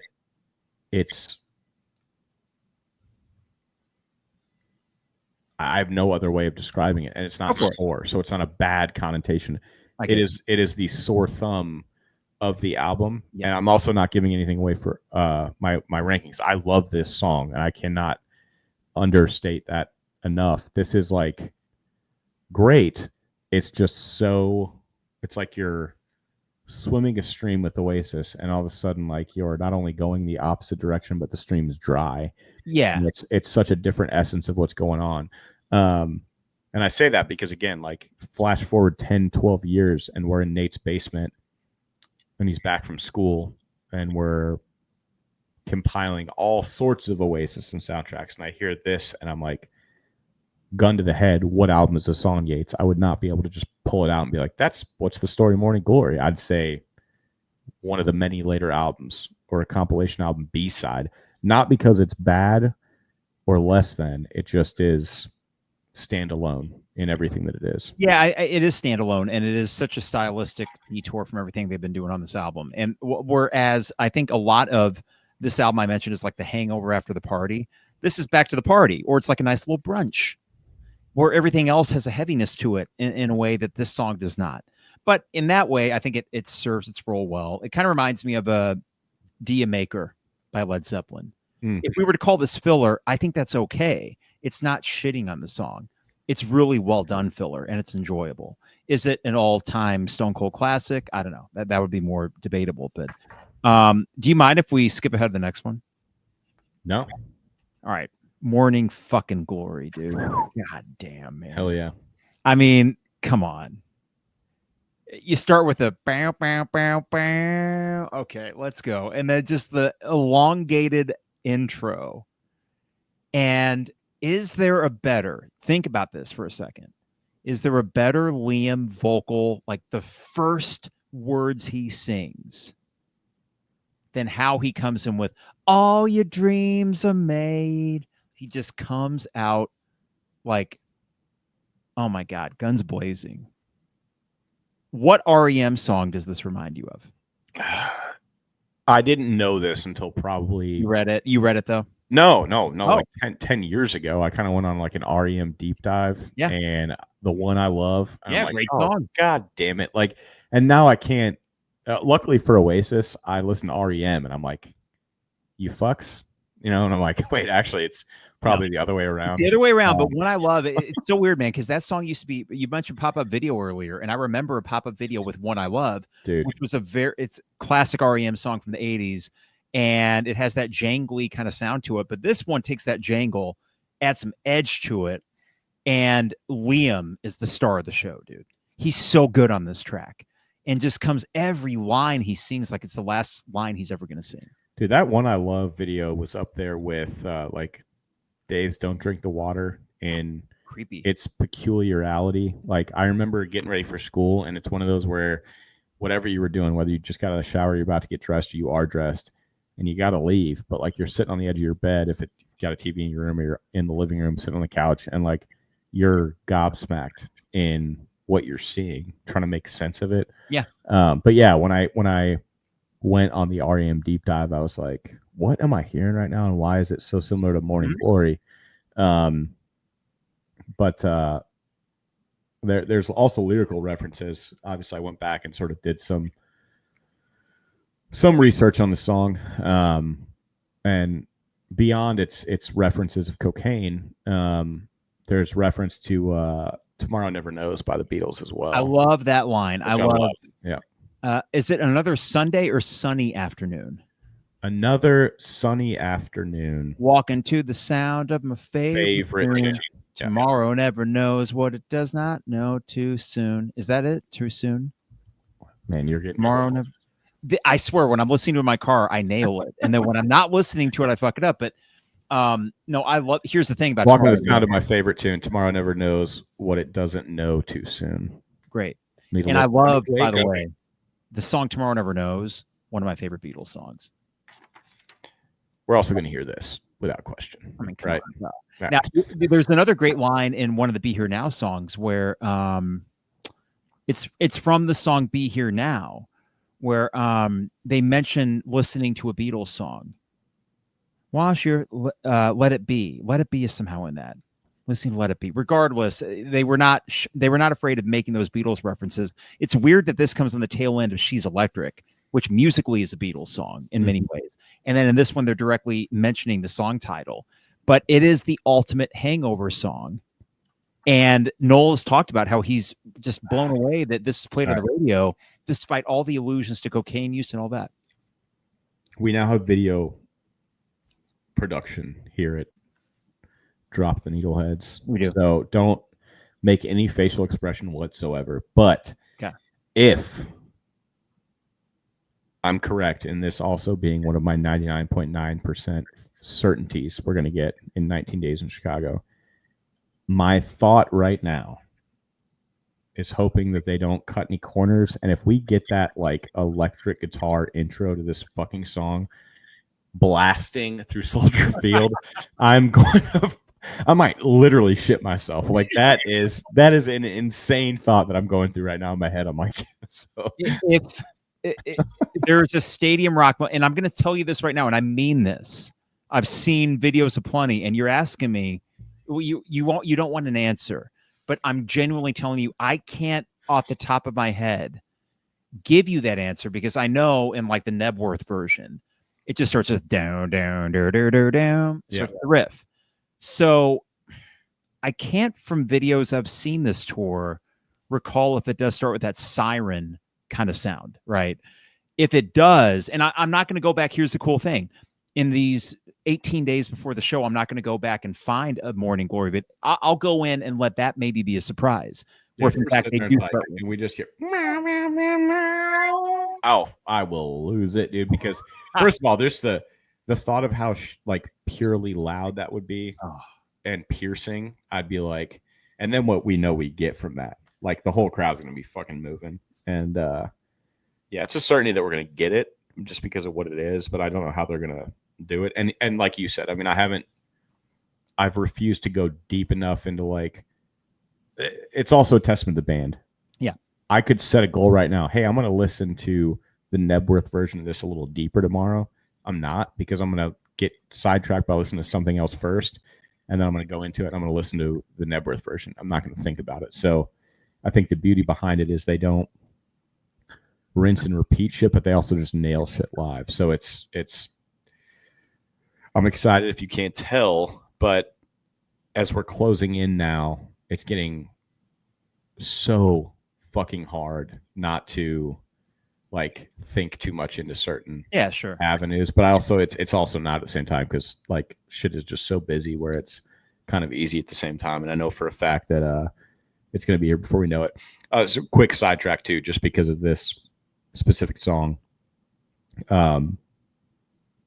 It's a welcomed bump, no pun intended. Mm-hmm. Yeah.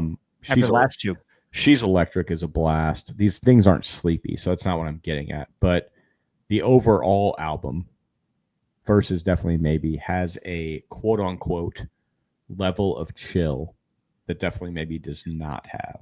But when you finally hit this song, not again that you're sleeping or snoozing or not entertained from anything that precedes it, but this to me is like where you're moving. It's a shot of adrenaline. It's a massive shot of adrenaline. So I was listening to this, doing my second half listen as I was booking my flights for Chicago yesterday. Perfect storm, dude. And I actually had it like on my massive stereo system through the TV, and I was watching, like, it was just the album art that's on the YouTube Premium, but the song itself was blasting to the speakers, and I was just sitting on my computer. Kids are running around doing their thing, and we're just listening to Oasis, and I was booking my flights. And I don't know what it is, man, but you confirm your flights, then you get your itineraries on your calendar, and you get the response emails. And there's something about it, because I truly wasn't sure. Am I driving the 4 hours from Louisville to Chicago? It's not a big deal. Like, it's an easy drive, and with, you know, Spot Hero, it's super easy now to maneuver all that bullshit as well.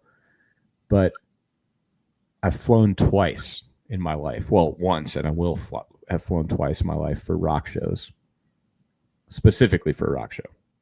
Got to restate that. I've flown and gone to a show, but specifically just to go somewhere to see a rock band.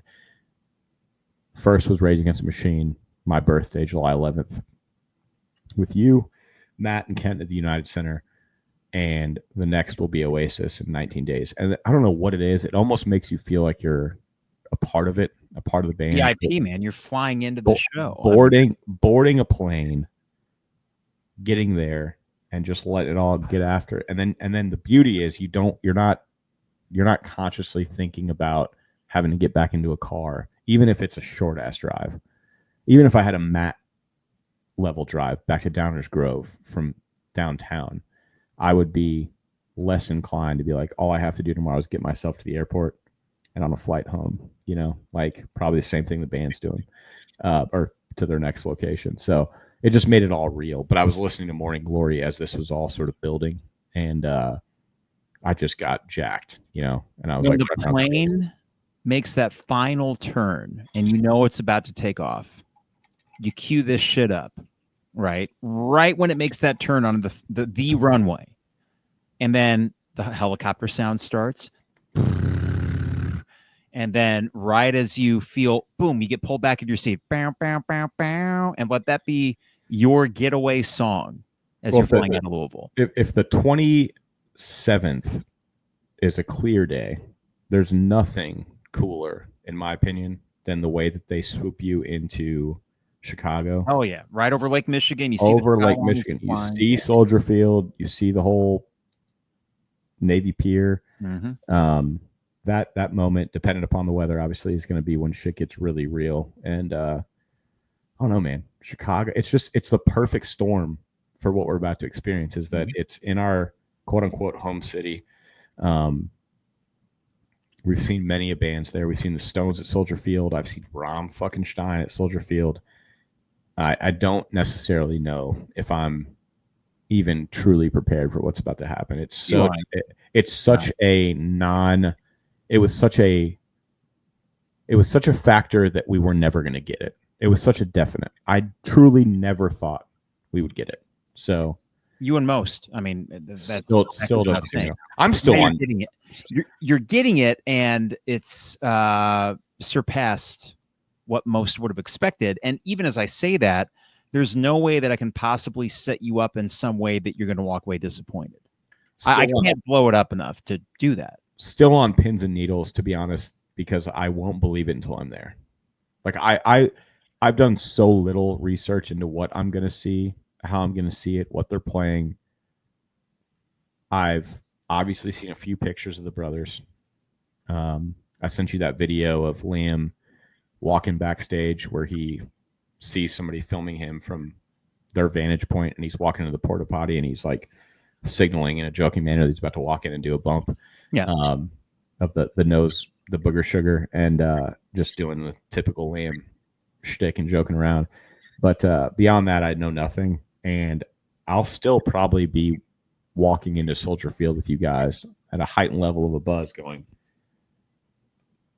until I see their physical being on that stage.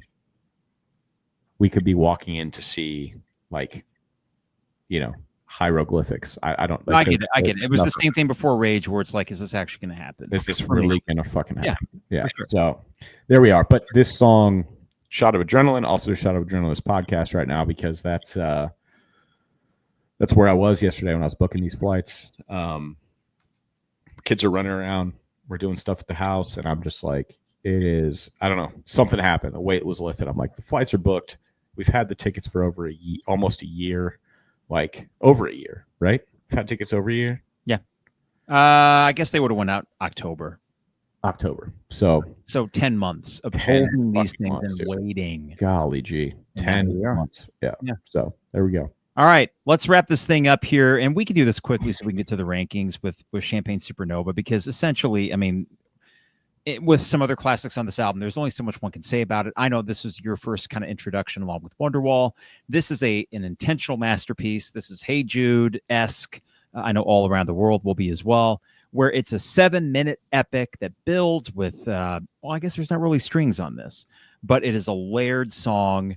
This is part of the reason that they got rid of their drummer, Tony McCarroll, because Noel thought he couldn't play the drums on a song the way that he would have wanted to like this.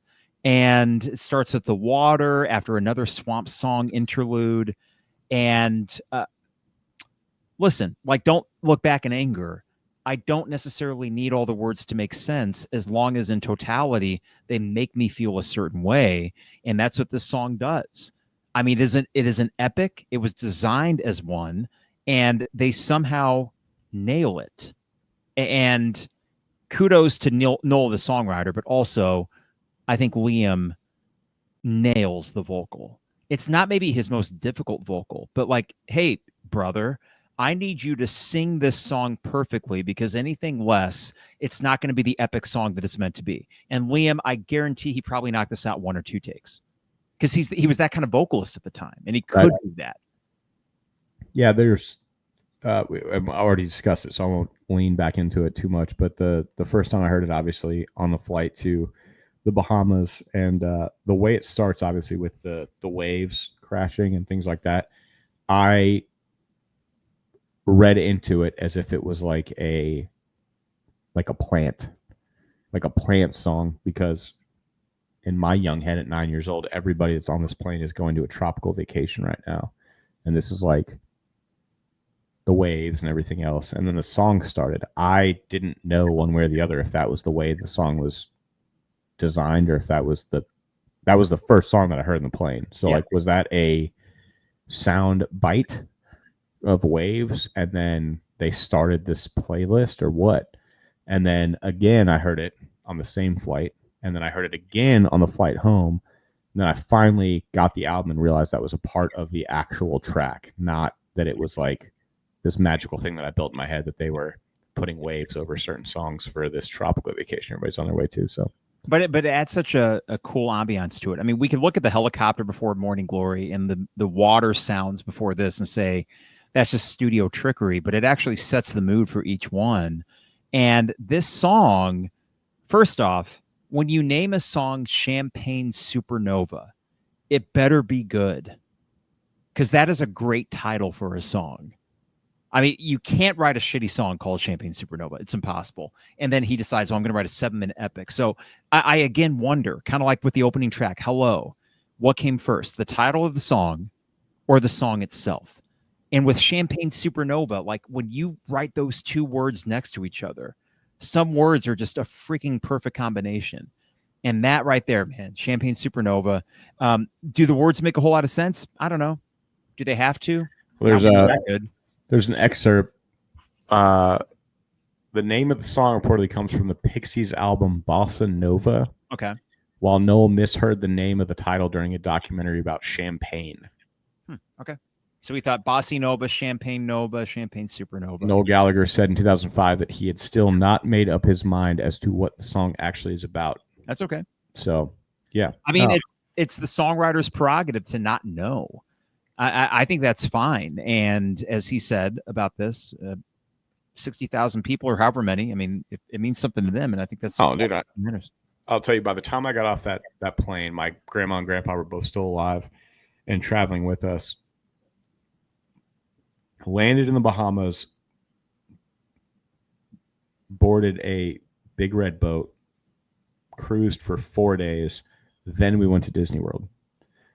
By the time we made it to Disney World and we're walking around the parks and stuff, I am singing with a champagne supernova in the sky.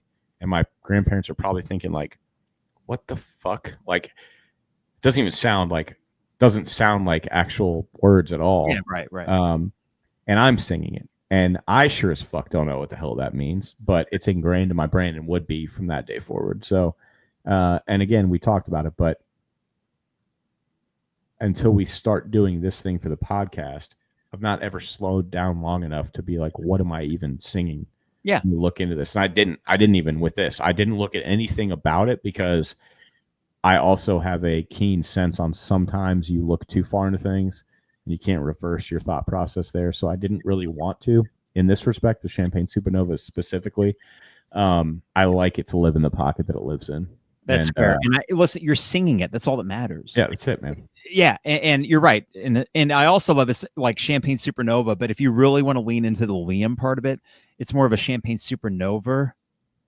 Champagne Supernova. No, for yeah. Which is a very poor Mancunian accent, I understand. But I mean, this is an epic album closer. And I think that we can use our rankings to probably dig into it a little bit more. For the sake of time, is it okay if we breeze through the reception and legacy? Basically, I'll tell you this much. Initial critical reviews were lukewarm, but when it kept selling at a ridiculous rate, they had to very quickly reevaluate and say, this is resonating with the people. And it is a stone cold classic considered by basically anyone that is a rock music fan nowadays. And unlike Definitely Maybe, which has sold 21 million albums worldwide, this has sold 22. So it is truly a 1A, 1B, their first two albums. Take your pick. They each serve different purposes, but what a 1-2 punch to start Oasis's career. And if you wanted to make an argument for either one of these as their best, you would have a strong argument. Yeah.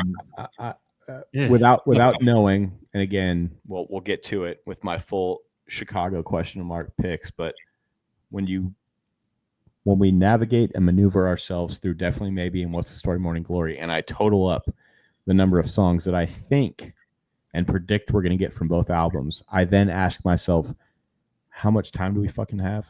Because they have other albums too. And from what I'm seeing and what I know about live shows is we typically max out at maybe 22 songs if we're lucky. I'm not talking Oasis. I'm talking Dave. Pretty much everybody that I know. 22 songs if you're lucky. And that's if they decide to do an encore. Usually it's closer to like the 17, 18 song mark. Luckily with Oasis, they don't have any 12, 13 minute, unless they played all around the world and really went for it. Seek ups or fucking, anything like that. So, but yeah, dude, freshman album, sophomore album, blindly going in, and I'm putting stars next to the songs that I think we're going to get. And I'm like, I think I've pretty much just written the set list because there's going to be a couple surprises for sure, but they can't not play these. So that's where I'm at. I think that's a fair place to start. Okay. All right, killer. Okay, for those that might be listening to the podcast for the first time, we end with categories. They're kind of like awards where we go through and we pick our killer line, which is a mix of lyric and delivery. We pick our favorite between side A and side B. We pick our MVP of the album. And then we rank the alternative album title, which is a tricky thing to do for albums that are named so well, like Oasis tends to do. And then we rank the songs from the Dustiest Crumpet, which is the worst in our opinion, to the Spiciest Biscuit, which is the best. Now, if I recall, Ben, last week you did the honors to start with Killer Line. So I think I start with that one this week. Yep. All right. We talked about it a few minutes ago. Another sunny afternoon, walking to the sound of my favorite tune. Tomorrow never knows what it does not know too soon. I'll find a way to get that to fit in the image that we put out. But I don't know why. I could pick the Chained to the Mirror and the Razor Blade, the opening line from Morning Glory, but it is the sort of slice of life, walking down the street imagery of I'm listening to the Beatles. I am calling out to my listeners that, yes, of course I'm a Beatles fan. And we know Liam Gallagher has himself said he's the reincarnate of John Lennon, whose Tomorrow Never Knows is one of his signature songs. I don't know why that line hits me, and I cannot wait to, if they play it live, that is, sing it at Soldier Field. That, out of all these great lines in the album, is the one that I'm picking. Tomorrow never knows what it doesn't know too soon. Love it. Mine is exactly what it was back then and what it is now to me. And I mentioned this as a bookmark earlier. So 9 years old, I'm on that plane ride. I'm listening to this monumental moment, and it's like I just can't really put into words the pedestal that I put this song on, because mind you, I did not know Oasis, right? And I didn't know the song. I didn't have any bias towards it. I was just flying, looking out a window, and I was listening to this song. And it was one of my first times on an airplane too. So imagine just like the sensory overload you're going through. And then this Champagne Supernova song comes on. And I'm singing it by like the second or third time I hear it on this flight playlist. And I'm singing Where Were You While We Were Getting High? I'm in a fucking airplane 30,000 feet in the air. So I'm thinking, I'm 9. Where were you while we were getting high? You know, I wasn't dumb, but I also was like, no idea what getting high meant or any of the like.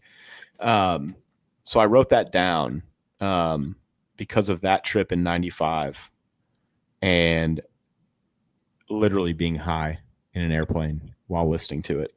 And then realizing that as I got older, I slowly got acclimated with what they were actually talking about and how brilliant that was, because you could spin that lyric off and it worked so perfectly within that song.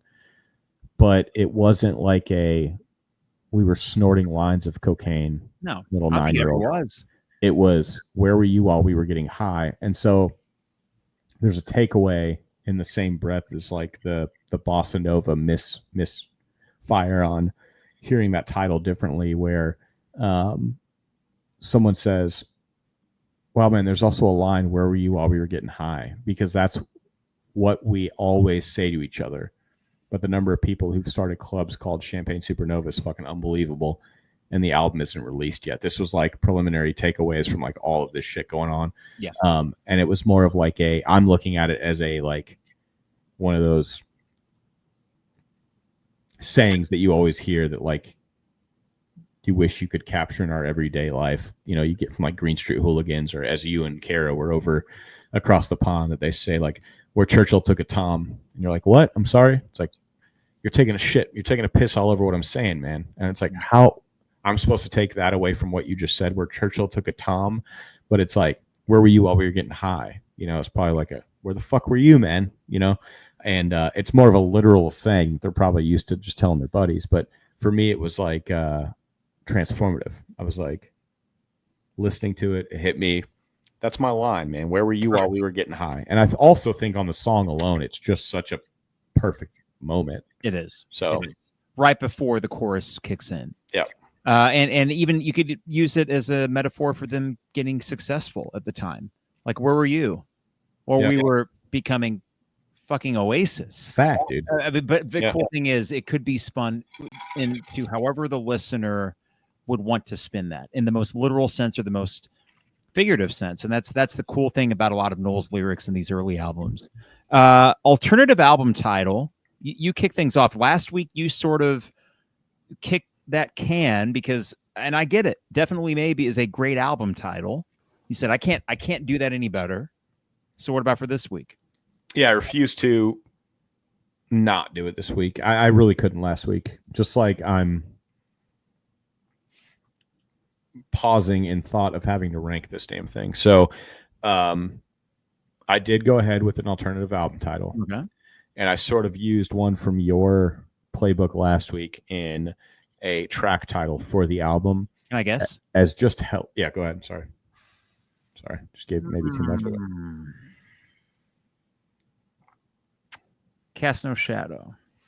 Close.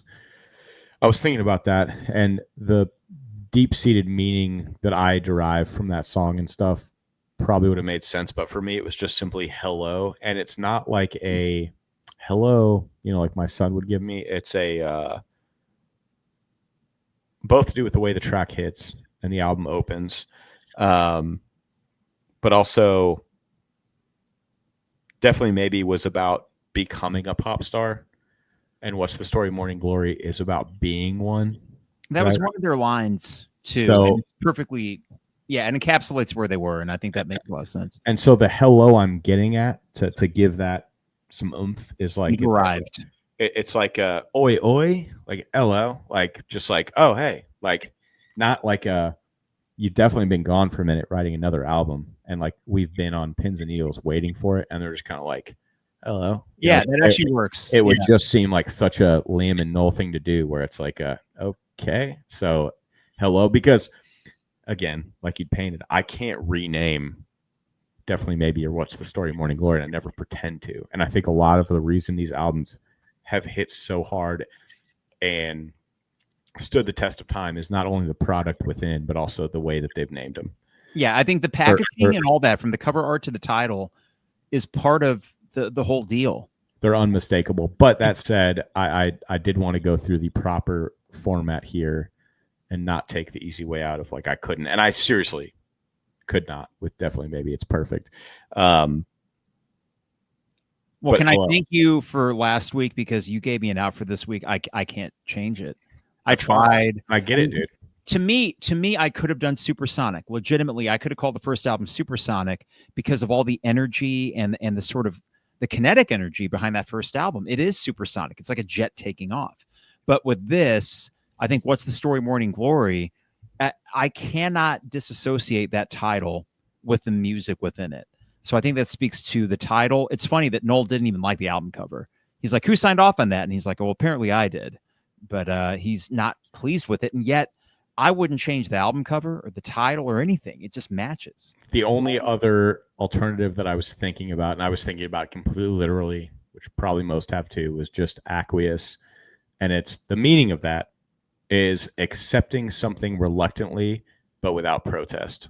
Mm-hmm. So like you're probably doing that because I think enough people felt strongly enough about Definitely Maybe that they, like most, are like real, dude, like us. Like, I hope they don't lay a stinker with whatever they're about to come out with, dude, because they're at the height right now. But dude, they do, so reluctance, but also like I'm not gonna protest it. So, and the fact that they know rock history, so that's a page out of Houses of the Holy. Right. We're gonna name the album after a song that's not on the album. Right. Noel would have done that. So that I like that. Damn it, I should have done that. Okay. We move on to, I believe, MVP. Yes. This is actually the first time. I mean, Definitely Maybe was obvious because of the songwriting. And because of how good Liam is on this album, this is the first time I had to pause and think between the Gallagher brothers, who would I give it to? But I still have to give it to Noel because I think it is a leap in songwriting.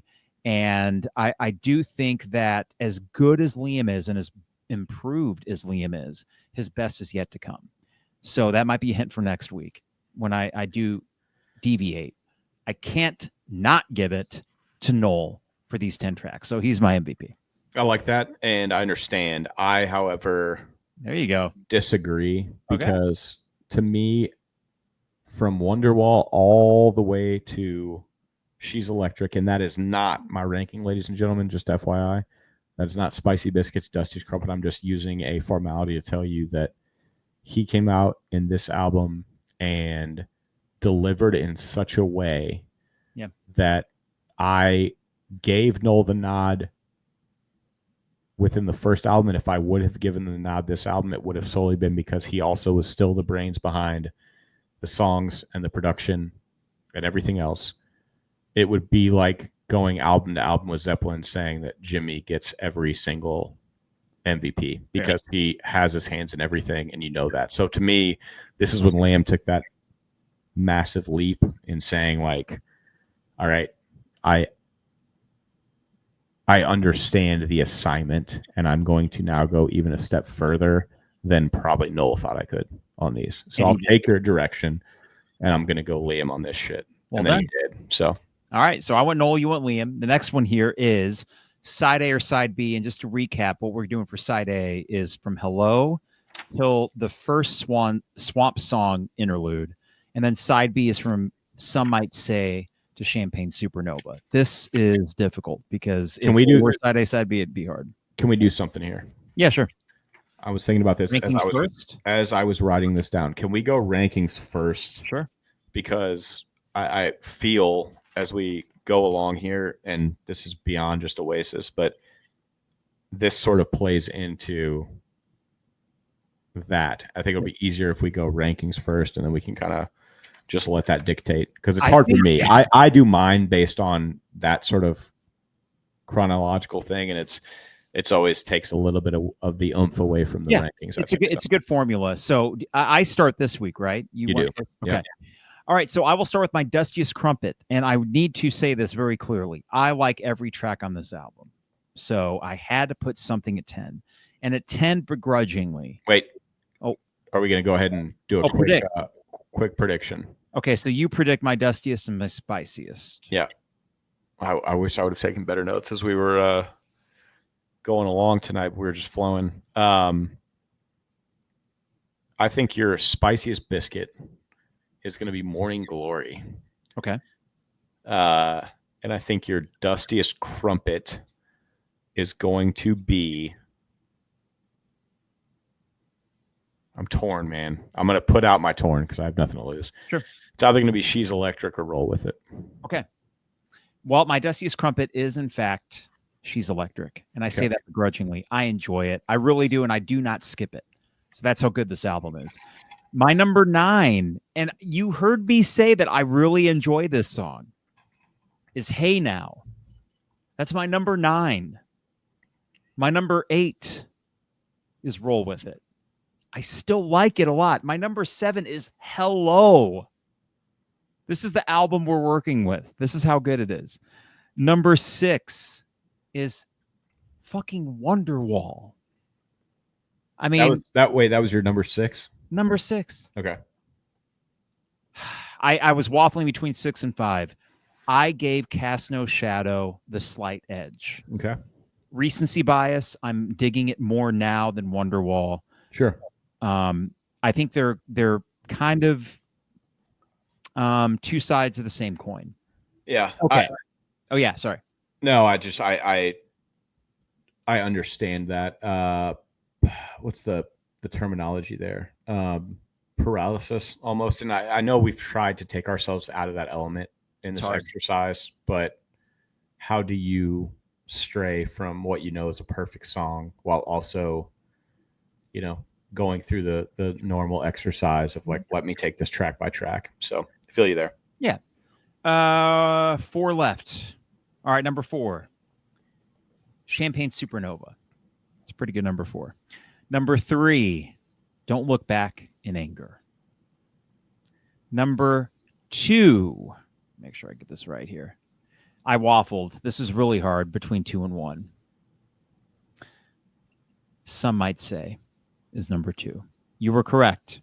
My number 1 with a bullet is fucking Morning Glory. It's so good. You know why I'm so happy right now is that number 1, we only have 2 same rankings, and they are not at the top of the bottom. Yeah, because we were super similar last week.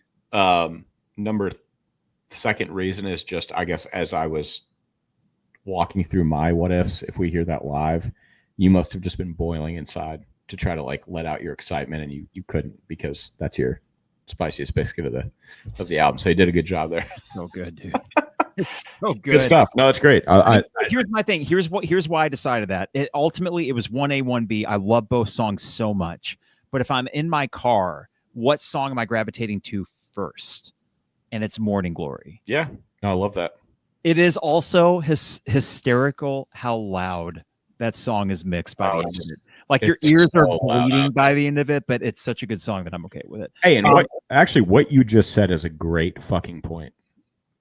Because I know that we're going to just organically take some online slack from the people that ultimately see our image that we put out there on Reddit and shit and read through our rankings. We're not even live yet. We're going live with our first episode, definitely maybe this Tuesday, 2 days from now. But I just want to throw this out there. What you just said is a perfect example. I would ask anybody, the biggest Oasis fan, all the way down to I'm going to go see them in a couple of weeks, and I want to act like a big Oasis fan. if you tell me that you get in your car and you go to Wonderwall as your first track, you're fucking lying. Yeah, exactly. So that's all you got to say. That's You summed it up perfectly. It's like not taking anything away from it, but that's not the first track you're going to. I'm not going to Stairway to Heaven first for Zeppelin. No, you're not. When you make it there, you're there. You're not changing it. You're not going there first. So, but I am going to Morning Glory first because all right, love that song. Cool. All right, so I need to predict. We'll do side A, side B after we're done here. Yes. Okay, so if I were to predict your Dustiest, Crumpet, and Spiciest Biscuit, I would say that your Dustiest Crumpet is going to be Hey Now. Okay. And your Spiciest Biscuit is going to be, for nostalgia's sake, but also for just resonance, is actually going to be Champagne Supernova. Okay. All right. At number 10, I just had to look above me because I'm just wondering if I accidentally put something on camera here. Number 10 is Hey Now. Okay, I got that right. And you still like it though, right? I love it. I fucking love it. So nothing against it. Number 9. Also, I'll go along as we do this here. So if you're listening, you get to the end, you can kind of organically tell. But Hey Now is side A. Roll With It at 9. Mm-hmm. Also side A. Number 8, Hello. Wow. Also side A. It's a pretty good 8th best track, isn't it? I mean, that's just how it's amazing. It's unbelievable. Of those 3 so far, I think we're going to get Roll With It and Hello live in Chicago. Number 7, She's Electric. Hey, there she is. B. Side B. Yeah. So now here's where you and I align perfectly. I had Wonderwall at 6 as well, unprompted, for the reason I just described. I don't go to it first, and I don't turn it off when I get to it. But by now, if we do have consistent listeners, I pretty much put the field against whatever track is next. And I'm like, if I'm going to any of these tracks first, I'm putting them, it wins. So now you're there. Number 5, Cast No Shadow. Sorry, 1 sec. Do you hear the music playing right now? I do. Wow, that was cool. There we Dude, go. I'm not gonna lie. I thought you like just dropped a cymbal or something. Like you just like pushed it over. There we go. Number 5, Cast No Shadow. Okay. Now here's where we get interesting. So number 4, Morning Glory. Wow. 3, Some Might Say. 2, Don't Look Back in Anger. Got it. And you nailed it with Champagne Supernova. So, and the craziest part about it, man, is like there are credentials here that if we were beholden to another style of ranking, like if we're saying live or this versus that, some discussion would be a little bit different, which I'm hoping what we can do for our, hey, spoiler alert, listeners, live reaction bonus pod is that we will take the set list from the show and do this same exercise and see where things fall. Because any number of these songs could elevate themselves or drop themselves depending upon the moment. You know what I mean? Mm-hmm. But in this respect, yes, Champagne Supernova was the first Oasis song, period, that I was privy to. And it also just keeps delivering over and over again. And I will go to that song as regularly as any other track on the album. I'll go to it first. It's the last track on the fucking album. So, like, I'm unapologetic in that format. Don't Look Back in Anger. We discussed it in the track by track. Also flawless. Some Might Say. I just can listen to that over and over and over again and dream about my hope of what that will sound like live. Morning Glory needs no description at this point beyond the two of us and teeing that one up. And then Cast No Shadow, Wonderwall, and down. So it's, I don't know. I went back and forth and I shuffled these around so much that when I went back and I looked at my notes from each time I did it, the most consistent version of my rankings was this one. And it was the one I was most happy about because it's an album that I can wholeheartedly say, and it's not like a Boogie with Stu where I knew I was putting that last. This was an album where I had to go one down, dude.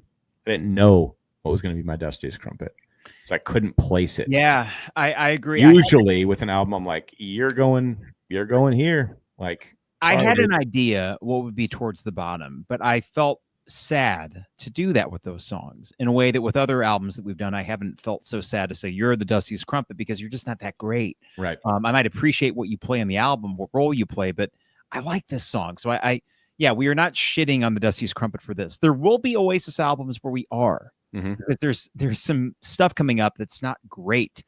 I got one more question. So we would both go side B, correct? We're both side B? Yeah, so just for a quick review, Champagne Supernova, my top song, Spiciest Biscuit, that's B. Don't Look Back in Anger is my only side A in the top 5. That's so right. It's B, A, B, B, B, A, B, A. So, yeah, it was really no contest on that level. Same with me. The only one from side A in my top 5 was Don't Look Back in Anger. Yeah. Yep. I mean, and that's still a really good side A, but I think side B is the heavy hitter, and it really brings that album home. And quickly, I'd mentioned, let me just get down really quick so I can pull it back up. I'd mentioned the vinyl version. So essentially side 3 is, I'm sorry, hold on. Side D would just be Morning Glory. Side 4 is Morning Glory, Swamp, Champagne Supernova. And side 3 is, some might say, Cast No Shadow, She's Electric. So the determining factor was like, it's definitely side B, and it's side 4 on the actual listing. So last question before we wrap this thing up. Acquiesce, if it were on this album, where would it slot in your rankings? I think for me, it'd be in my top 3. It would be right there. And I would be so damn close to putting it number 1. I think I might put it number 1. In some ways, I think Acquiesce is the song. All these other 10 tracks still exist. Yes. And you just add Acquiesce and you just add it to the rankings. Yeah, I think Acquiesce would be between Champagne Supernova and Don't Look Back in Anger for me. You'd have a number 2. It'd come in at 2. Okay. I mean, it's that good, isn't it? Yeah. So we basically each gave our Spiciest Biscuit for the master plan, I think, which is an inside collection anyway. But yeah, I mean, now do you think we'll hear Acquiesce live? I do. And really quick for a review, if you'd like to quickly hear my Chicago picks for this album. Let's hear the 8 tracks that you predict. I'll just go ahead and make this easy. The 2 I don't think we're going to hear in Chicago from this album are... Can I guess? Yeah, go ahead. She's Electric and Hey Now. There you go. But here's the thing. And it's no crack against them. I just think there is so much they need to fit in. Yeah. And... you're going to enjoy this show. Yeah. I think there's going to... that's what I was saying. I was like laughing. I had my AirPods in today. Oh, man. We put the kids down for a nap and going to this little carnival thing at our country club. Last kind of pool hoorah of the year. One of the last. Colin starts school on Tuesday and put the kids down for a nap. And I'm sitting on the couch. I got my laptop, got my notebook and my AirPods, and I kind of stick them in my ear and I look over and Emily's kind of like giving me the look like, is football not good enough for you or something? And I was like, I'm doing the podcast ranking. She's like, and I'm like 4 tracks in to like my review on my rankings and I'm laughing and she's like, what? I'm just like, it's so good. This is just so good. And like, I'm laughing because I'm thinking about this studio track that I'm hearing right now live and I'm losing my mind. So she's like, you guys are crazy. I was like, well, we are. And it's going to be crazy. And it's going to be fucking going into a day like that, knowing it's going to be perfect. It doesn't matter. This is the big thing. And this was the big hashtag Noasis push. I'm not diving too deep into anything. Is going into something with 0 expectations while simultaneously having these excitement expectations. But like for listeners, Nate, who we mention often, he's coming in from Austin, Texas. We've got a couple local buddies to Chicago. Mike's coming from Champaign. Kenton's coming from Champaign. Danny is coming from Bloomington, Indiana. I'm coming from Louisville. Kyle coming from Champaign. Some wives and spouses are coming along for the ride as well. Some are just coming in to do quick Wednesday night hello and a cocktail. But I know baseline, you put these dudes in a room together, whether it's at a residence inn in the bumfuck middle of nowhere, or put us all in Soldier Field for Oasis, we're gonna have a great time. There's no in between at all. There's no no. It's belly laughs from the moment I land until we leave. The kicker here is that what I've left as the quintessential cherry on top is that I know nothing going in, and so like anything that I get is going to be potentially bonus for the entire trip. So, and I just, that's why I did it. And I'm like, because I know going in, I don't care. It's, if I'm lucky enough to get the time and do this and take the trip, buy the ticket, take the trip, and go, like, it's going to be monumental. But again, I started laughing because I was putting stars next to it and then thinking about them live. And whenever I showed Emily my notes, I was like, the stars are what I think I'm going to hear in Chicago. And she's like, eight tracks from this album. And I was like, I do. I think we're going to get 8 tracks. That kind of album. And then what'll be fun next week is, I don't think it'll be quite as easy for you to pick from the wealth of material and Be Here Now, which is no, dude. I told fascinating album. I didn't put stars on my last notes, so you may have to look back on our last one, or I'll listen on Tuesday and try to figure it out. But Rock and Roll Star, Live Forever, Supersonic, Cigarettes and Alcohol, Slide Away, and I forget. There was one other. I know those 5 for sure. Well, I said maybe, but I don't think so on Columbia. Yeah, I think so. You said 5 for sure. You say 8 for sure from this one.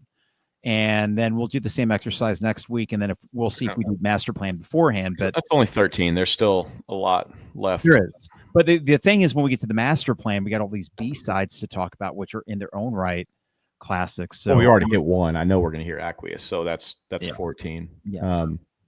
So we're tracking here, but dude, it's a murderer's row. Their 90s output is absolutely bananas. And we're going to be doing Be Here Now next week, which is their cocaine fueled, just overblown, overly produced mess of an album that I have grown to love, and just pump that fucker at its loudest volume in your car stereos. Walk out, you got tinnitus from just listening to it. We've got time, but if I don't put this out over the airways right now, I will lose it. I am worried now that we've gone through this and I've vocalized like my predictions for the last 2 albums on what we're going to hear in Chicago. Definitely putting it up there on a pedestal. Probably starting to get a little bit too excited and I need to calm myself down. But I'm also worried that this show is going to ruin me from all other shows. Because now, you know, my angst towards Dave Matthews when we get a fucking stinker like Northern Ireland Night 2. And I'm going to look at these guys who went away for 20 years and then came back, and for what I presume is going to happen based on your and Nate and everybody else's excitement, who's not ruined anything, by the way. So big shout out to the core group of guys that have not gone the other direction to kill Kenton and I's dreams on not knowing what's coming. But yeah, the reception is there. I've seen the hugs and the smiles from everybody. That it's enough to let me know what we're going to see is not going to suck. It will not suck. I'm worried that I'm going to see this shit and I'm going to realize, like, so this other band that I see 4 or 5 times a year, every year, still refuses to just fucking play what they're meant to play. Yeah, I get it. You will. It will ruin some shows. Yeah, it will. Cool. Hey, I'm down for it. That's what I'm signing up. But that's the thing. The thing is, though, every accolade that's been thrown at this tour is worthy of it. And what's so cool to see, it's very much of a moment where you're seeing generations, a span of generations, be able to experience something that you and I only could have through YouTube until now, because we just weren't old enough back then. We weren't old enough for the prime Oasis. We weren't living in Europe for prime Oasis.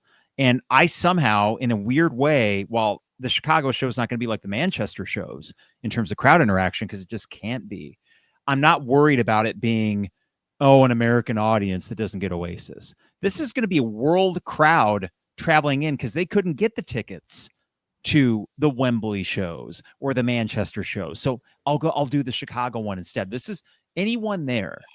Let me ask you this. Just like you said, they aren't going to be like, I would say the vast majority of people at the show would not get in their car and say, you know what I want to put on first? Wonderwall. Yeah. I don't think that'll be the case. I also had a thought, what this feels like to me beyond music.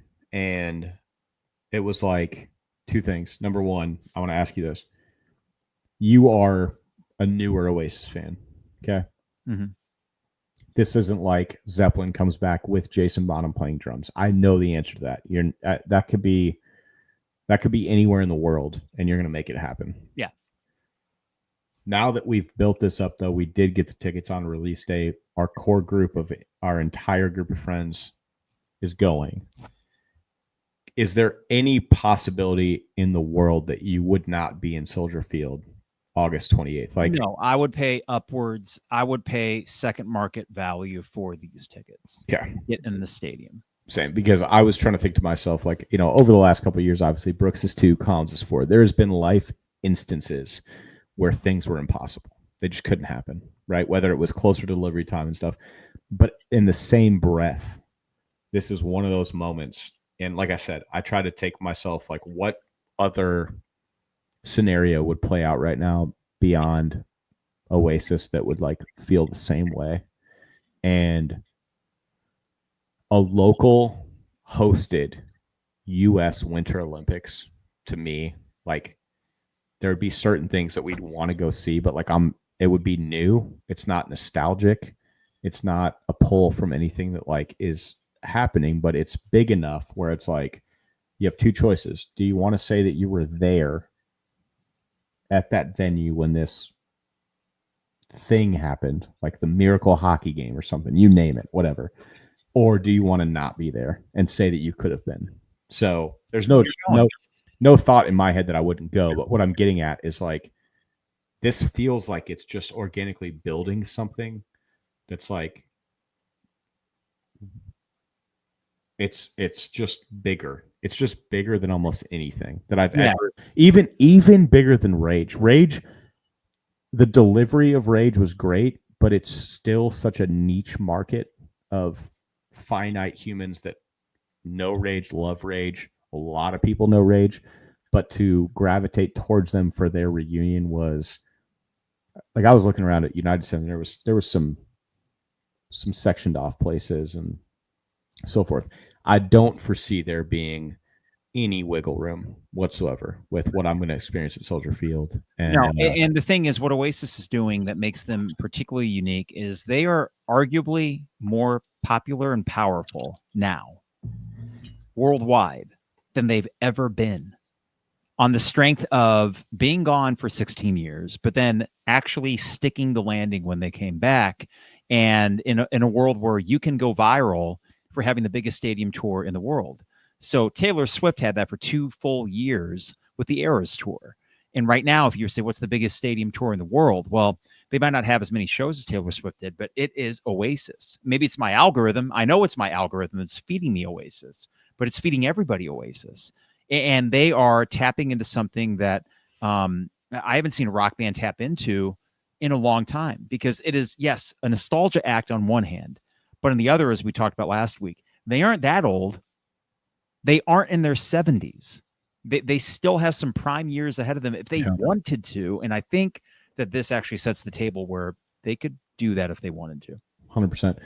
Really quick callback to something I wanted to mention during the vinyl version run through of what I realized. Also available on the deluxe edition album, but it was available on the first vinyl release version, which is Bonehead's Bank Holiday. Yes, of course. You ever given that a listen?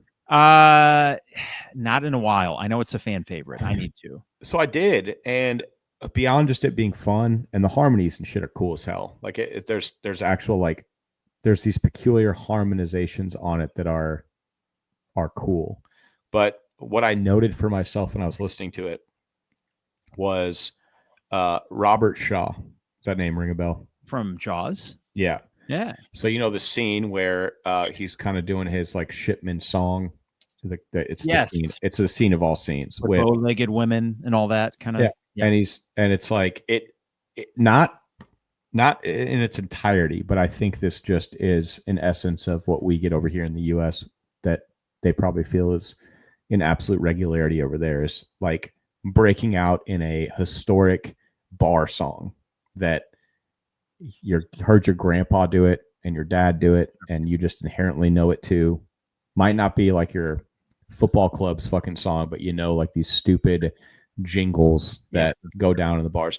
And Bonehead's Bank Holiday kind of reminds me of like a bar song that you would hear in somewhat just of like an anthem. But I need to check that out. I know Talk Tonight was another one, which is Matt and Kenton's one of their favorite Oasis tunes. I love Talk Tonight, dude. So and I'll tell you what, if Talk Tonight was also added to this, there's almost an impossibility that it would not be slated in my rankings above Wonderwall and Cast No Shadow. Whoa.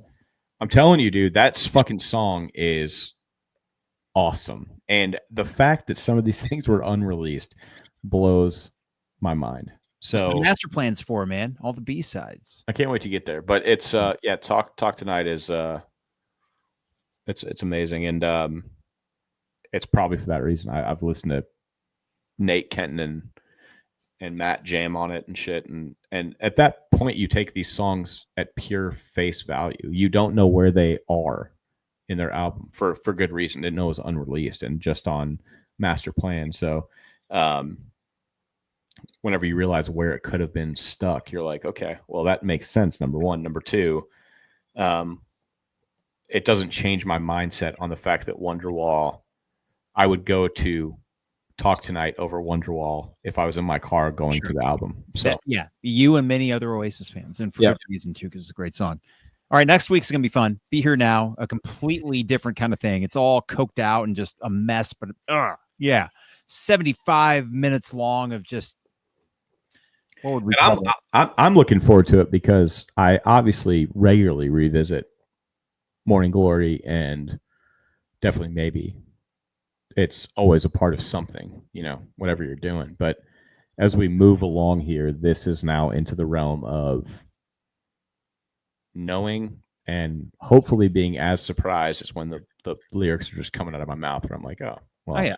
You'll know most of these songs, I'm sure. I just don't look ahead. So when we're going through these things, I don't jump. So until we finish one, not on to the next. Okay. So I dig tomorrow that. morning will be fun.